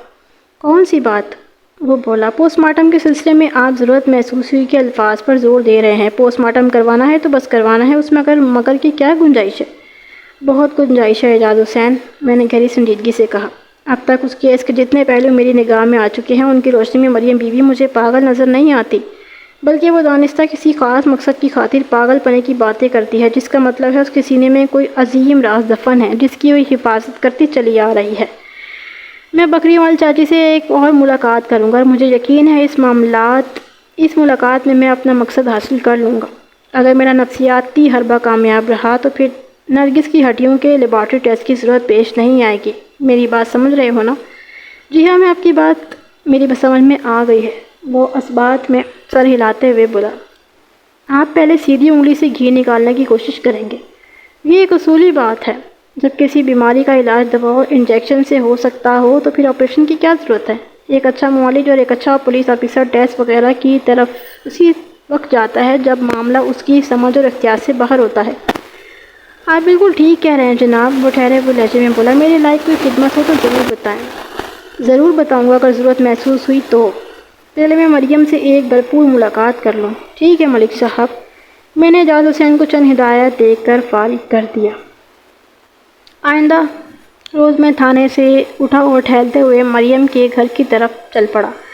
صرف ASI اعجاز حسین کو یہ بات معلوم تھی کہ میں کہاں جا رہا ہوں۔ میں نے یہ بات سوچتے ہوئے اسے اپنے ساتھ لے جانا ضروری نہیں سمجھا تھا کہ ہو سکتا ہے اس کی موجودگی میں مریم کھل کر بات نہ کرے، ورنہ اعجاز کی تو بڑی خواہش تھی کہ میرے ساتھ جائے۔ ویسے میں نے اسے بتا دیا تھا کہ اگر کسی ہنگامی صورتحال میں میری ضرورت پیش آئے تو وہ مجھے بلانے کے لیے مریم کے گھر آ سکتا ہے۔ اس روز بھی میں علی صبح ہی مریم کے گھر پہنچا تھا، لیکن یہ کوشش تھی کہ اس وقت تک مریم ناشتہ وغیرہ سے فارغ ہو جائے۔ میرا اندازہ بالکل درست ثابت ہوا۔ جب میں نے سادہ لباس میں اس کے گھر قدم رکھا تب وہ ناشتے کے دھلے ہوئے برتن سمیٹ کر انہیں دوشتی پر سجا رہی تھی۔ اس میں حسب دستور مجھ سے چائے پانی کا پوچھا اور میں نے بڑی خوبصورتی سے انکار کر دیا۔ رسمی الیکس لیب کے بعد وہ مقصد کی بات پر آبر مجھ سے پوچھنے لگی، تھانے دار جی، آپ کو ظفر محمود کے خلاف کوئی ثبوت ملا یا نہیں؟ ہاں مریم، ثبوت تو میں نے حاصل کر لیا ہے، میں نے اس کی آنکھوں میں دیکھتے ہوئے کہا۔ میری نظر میں وہ مجرم تو ہے۔ اللہ آپ کا بھلا کرے تھانے دار صاحب، وہ دعائیہ انداز میں بولی۔ اب آپ اس کمینے کو جلدی سے گرفتار کر کے جیل بھجوا دیں۔ یہ اتنا آسان نہیں ہے مریم بی بی، میں نے سوچے سمجھے نفسیاتی حربے کا استعمال شروع کر دیا۔ اس سلسلے میں کچھ پیچیدگیاں آڑے آ رہی ہیں۔ کیسی پیچیدگیاں؟ وہ الجھی نظروں سے مجھے دیکھنے لگی۔ جب آپ کی نظر میں وہ مجرم ہے تو پھر اس کی گرفتاری میں کوئی دشواری نہیں ہونی چاہیے، کیا میں غلط کہہ رہی ہوں؟ میں تمہیں غلط نہیں سمجھتا مریم، میں نے بصدور اس کی آنکھوں میں دیکھتے ہوئے کہا، اور ساری پیچیدگی اسی وجہ سے پیدا ہو رہی ہے۔ میں کچھ سمجھی نہیں تھانے دار جی، میں سمجھاتا ہوں۔ میں نے چند لمحے کی پرسوچ خاموشی کے بعد بولنا شروع کیا۔ دیکھو مریم بی بی، اس گاؤں کے لوگ تمہارے بارے میں کیا کہتے ہیں، کیا سوچتے ہیں، اس سے کوئی غرض نہیں۔ میں تو صرف اتنا جانتا تھا کہ تم نے کسی بھی مرحلے پر مجھ سے غلط بیانی نہیں کی۔ میں ٹھیک کہہ رہا ہوں نا؟ جی بالکل ٹھیک، اس نے اس بات میں گردن ہلائی اور بولی۔ اللہ کا شکر ہے کوئی تو ہے اس گاؤں میں جو میری بات سمجھتا ہے۔ مجھے امید ہے تھانے دار جی، آپ ضرور میری بیٹی کے قاتل کو جیل کی دیواروں تک پہنچائیں گے۔ انشاءاللہ، میں نے تہہ دل سے کہا، لیکن پیچیدگی دور ہونے کے بعد۔ لیکن آپ نے تو یہ بتایا ہی نہیں کہ وہ پیچیدگی ہے کیا؟ میں نے ایک لفظ پر زور دیتے ہوئے کہا۔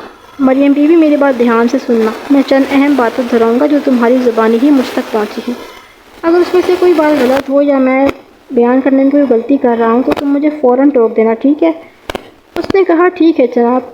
میں نے بولنا شروع کیا۔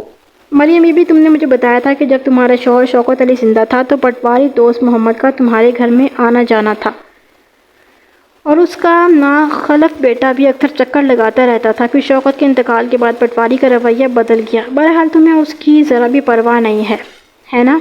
پٹواری جائے جہنم میں، وہ ناگواری سے بولی۔ میں تو صرف اتنا چاہتی ہوں کہ میری بیٹی کا قاتل کسی طور پر بچ نہ پائے۔ تم جیسا چاہتی ہو بالکل ویسا ہی ہوگا مریم بی بی۔ کسی بھی قاتل کو یہ حق نہیں پہنچتا کہ وہ آزادی سے دندناتا پھرے۔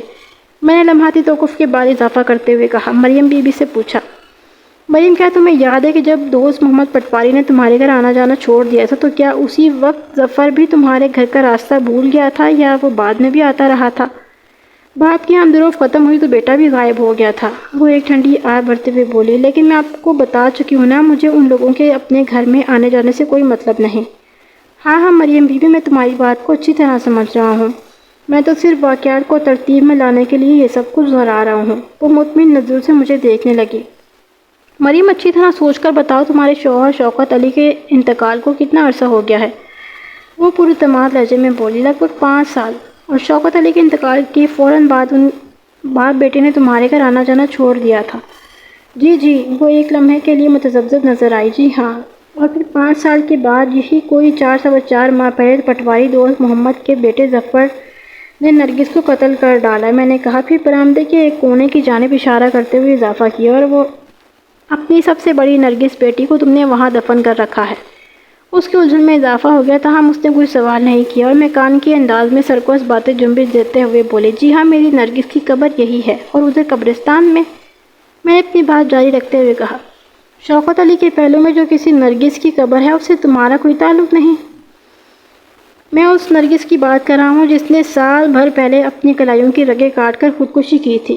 میرے استفسار پر اس نے بڑی مشکل میں ڈال دیا۔ وہ قبرستان میں موجود نرگس کی قبر سے مکمل لا تعلقی کا اظہار کر چکی تھی۔ اگر اب اقرار کرتی تو میری نظر میں جھوٹی قرار پائی جاتی۔ چند لمحات کے تذبذب کے بعد اس نے دل کوڑا کر کے کہہ دیا، میں آپ کو جو کچھ بھی بتایا ہے غلط نہیں بتایا، میں صرف اپنی بیٹی نرگس سے واقف ہوں، جسے 4 پہلے پٹواری کے بیٹے محمود ظفر نے قتل کر دیا ہے، اور اس کی قبر میرے گھر کے برآمدے میں ہے۔ ٹھیک ہے مریم بی بی، یہ بتاؤ پچھلے 5 سال میں شوکت علی کے انتقال سے لے کر نرگس کے قتل تک ظفر اور دوست محمد پٹواری میں سے کوئی تمہارے گھر آتا رہا ہے؟ نہیں جی، بالکل نہیں، وہ صاف مکر گئی۔ پچھلے 5 سال میں ان دونوں میں سے کوئی بھی تمہارے گھر میں نہیں آیا؟ اور پھر 4 ماہ پہلے ظفر محمود نے نرگس کو قتل کر کے اس کی لاش کو کھیتوں میں پھینک دیا۔ تم روتی کرلاتی رہی، لیکن کسی نے تمہاری بات کو یقین نہیں کیا، حتیٰ کہ اس وقت کے تھانے دار مجید کھرل نے بھی تمہیں پاگل قرار دے دیا۔ میں نے انتہائی غیر سنجیدہ بات کو گہری سنجیدگی سے بیان کرتے ہوئے کہا، مریم بی بی، اب تم مجھے واضح الفاظ میں بتاؤ گی کہ ظفر محمود کو نرگس سے ایسی کیا دشمنی تھی جو اس نے نرگس کی جان لے لی؟ میں نے آپ کو تفصیل سے بتا دیا ہے کہ بعض لوگ جانوروں کا شکار کرتے ہیں اور بعض کو انسانوں کے شکار کا شوق ہوتا ہے۔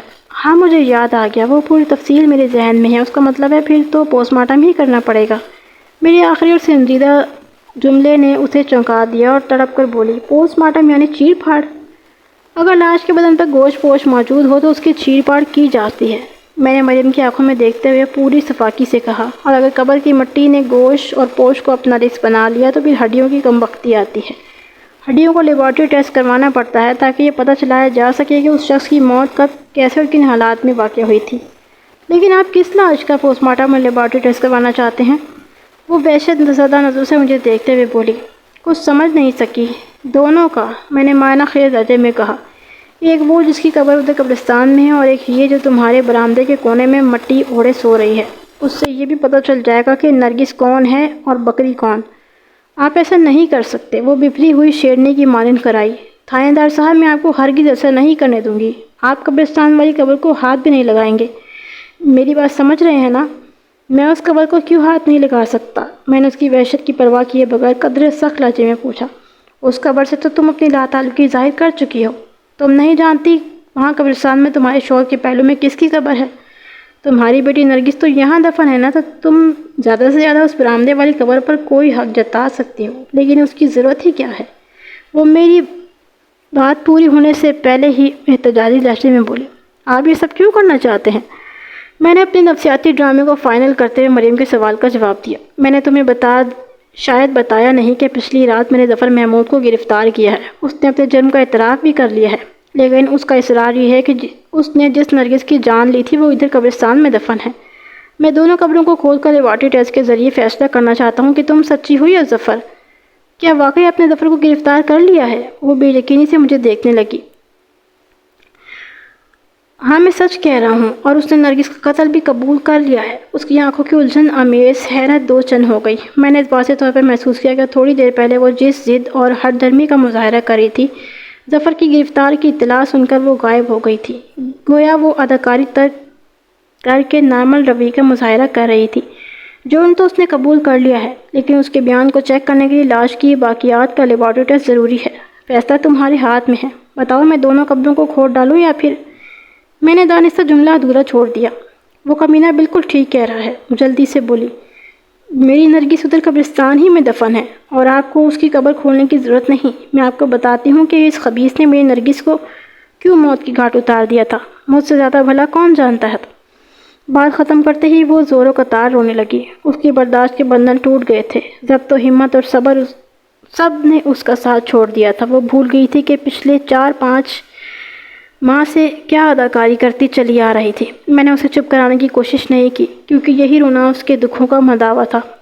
اس کے دل و دماغ کا غبار اگر آنکھوں کے راستے بہہ جاتا تو اس کی روح کو سکون مل سکتا تھا۔ اسی وقت مریم سے کوئی معقول بات کی جا سکتی تھی۔ 10 منٹ کے بعد وہ گفتگو کرنے کے قابل ہو گئی۔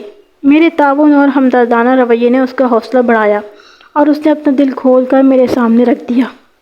میں اس کا سربستہ راز کا خلاصہ آپ کی خدمت میں پیش کرتا ہوں۔ بکری والی چاچی کے مطابق ظفر محمود پٹواری دوست محمد کی بیوی زلیخا کے بطن سے پیدا ہوا تھا، لیکن در حقیقت وہ شوکت علی کی اولاد تھا۔ یہ خوفناک راز ایک نازک مرحلے پر شوکت علی کی زبان سے پھسل کر مریم کی سماعت تک پہنچ گیا، اور شوکت علی نے اسے قسم دی کہ یہ بات آگے نہ بڑھے۔ مریم اپنے شوہر سے عقیدت کی حد تک محبت کرتی تھی، لہذا شوکت علی کی لغزش پر پردہ ڈالنے کے لیے اس نے اپنے لبوں پر مہر خاموشی ثبت کر لی۔ شوکت علی کے انتقال کے بعد پٹواری اور اس کے بیٹے نے اس کے گھر آنا جانا بند کر دیا تھا، لیکن 1 سال پہلے جب ظفر نے دوبارہ آمد و رفت شروع کی اور مریم نے دیکھا کہ وہ نرگس میں دلچسپی لے رہا ہے، اس کے دماغ میں خطرے کی گھنٹیاں بجنے لگی، اور وہ دونوں آپس میں بہن بھائی تھے۔ ان کا ملاپ انتہائی خطرناک ثابت ہو سکتا تھا، لہذا اس نے پیار و محبت سے نرگس کو سمجھایا، لیکن ایسے معاملات میں کوئی مشکل ہی سے سمجھتا ہے۔ جب مریم نے پانی سر سے اٹھتے دیکھا تو اس نے نرگس کو حقیقت سے آگاہ کر دیا۔ نرگس کو بالکل یقین نہ آیا۔ وہ چند روز گمسم سی رہی، پھر ایک روز پتہ چلا کہ نرگس نے اپنی کلائی کی نسیں کاٹ کر خودکشی کر لی ہے۔ مریم یہی سمجھی کہ شاید وہ تعلقات میں ظفر کے ساتھ اتنا آگے بڑھ گئی تھی کہ حقیقت کے انکشاف نے اسے اپنی جان لینے پر مجبور کر دیا۔ وہ روئی دھوئی اور بکریوں سے دل لگا لیا۔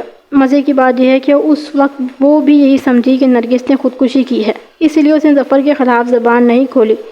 4 ماہ پہلے اسے پتہ چلا کہ نرگس کو دراصل ظفر نے اس طرح قتل کیا تھا کہ وہ سیدھا سادہ خودکشی والا واقعہ نظر آئے۔ اس نے اپنے قریبی دوست حق نواز کو اس رات سے آگاہ کیا، اور بات کسی طرح اڑتی اڑتی مریم تک پہنچ گئی۔ واقعات کے مطابق پٹواری نے اپنے بیٹے ظفر کو مریم کے گھر جانے سے روکنے کے لیے خطرناک چال چلی۔ اس نے ظفر کو بتایا کہ دراصل نرگس اسی کی بیٹی ہے، اور اس رشتے سے وہ ظفر کی بہن لگتی ہے۔ ظفر کو تو دماغ ہی گھوم کر رہ گیا۔ وہ نرگس کے ساتھ بہت آگے بڑھ چکا تھا۔ پہلے اس نے خود کو ختم کرنے کے بارے میں سوچا، لیکن پھر اسے اس ننھے وجود کا خیال آیا جو ان کے میلاد کی نشانی کے طور پر نرگس کی کوکھ میں زندگی پکڑ چکا تھا۔ جب کچھ بھی سمجھ میں نہ آیا تو اس نے نرگس کو ہی ختم کر دیا۔ جب مریم کو حقیقت کا علم ہوا تو اس نے ظفر سے انتقام لینے کے لیے منصوبہ بندی کی۔ اپنی بکری کو خود کاٹ کر اس نے کھیت میں ڈالا اور ایک دیوانی عورت کا کردار ادا کرتے ہوئے وہ تھانہ انچارج مجید کھرل کے پاس پہنچ گئی۔ اس کے بعد سے اب تک جو واقعات پیش آئے وہ آپ کے سامنے ہیں۔ بالآخر مریم عرف بکریوں والی چاچی میری توجہ حاصل کر کے اپنی بیٹی کے قاتل اور اس کی عزت کے ہتھیارے کو سزا دلوانے میں کامیاب ہو گئی۔ میں نے اس کے بیان کی تصدیق کے لیے فوری طور پر ظفر محمود کے دوست حق نواز کو تھانے بلایا تاکہ ظفر کی حقیقی گرفتاری کی راہ ہموار کی جا سکے۔ حق نواز ایک ہٹا کٹا شخص تھا۔ اس کی گواہی ظفر کو پھانسی کے پھندے تک لے جا سکتی تھی۔ میری ابتدائی پوچھ تاچھ کے جواب میں وہ ٹس سے مس نہ ہوا، لیکن جب میں نے ٹرائل روم سے منسوب مخصوص حربے آزمائے تو وہ زبان کھولنے پر تیار ہو گیا۔ مریم کے بیان میں کوئی جھول نہیں تھا۔ تھانے دار صاحب، وہ سراسیمہ لہجے میں بولا، اگر ظفر کو پتہ چل گیا کہ میں نے اس کے خلاف بیان دیا ہے تو وہ مجھے زندہ نہیں چھوڑے گا۔ تم اس کی فکر نہ کرو حق نواز، میں نے تسلی آمیز لہجے میں کہا۔ میں اس سورما کو اس قابل بھی نہیں رہنے دوں گا کہ وہ اپنی ناک پر بیٹھی ہوئی مکھی کو بھی اڑا سکے۔ تمہیں قانون پورا تحفظ دے گا۔ وہ چند لمحات تک گہری سوچ میں ڈوبا رہا، پھر مجھ سے تعاون کرنے کا وعدہ کرتے ہوئے اس نے صورتحال بیان کر دی۔ اس کی فراہم کردہ معلومات کی روشنی میں نے حرکت کی اور اسی رات پٹواری دوست محمد کے بیٹے ظفر محمود کو نرگس کے قتل کے الزام میں گرفتار کر لیا۔ یہ عمل خاصا دشوار ثابت ہوا تھا، تاہم میں نے کسی لچک کا مظاہرہ نہیں کیا اور پٹواری کی ہزار دھمکیوں کے باوجود قانون کے تقاضے نبھائے۔ چاچی بکریوں والی یعنی مریم ایک وفا پیشہ عورت ثابت ہوئی تھی۔ ایک راز اس کے سینے میں برسوں سے دفن تھا، جس تک صرف میں رسائی حاصل کرنے میں کامیاب رہا تھا۔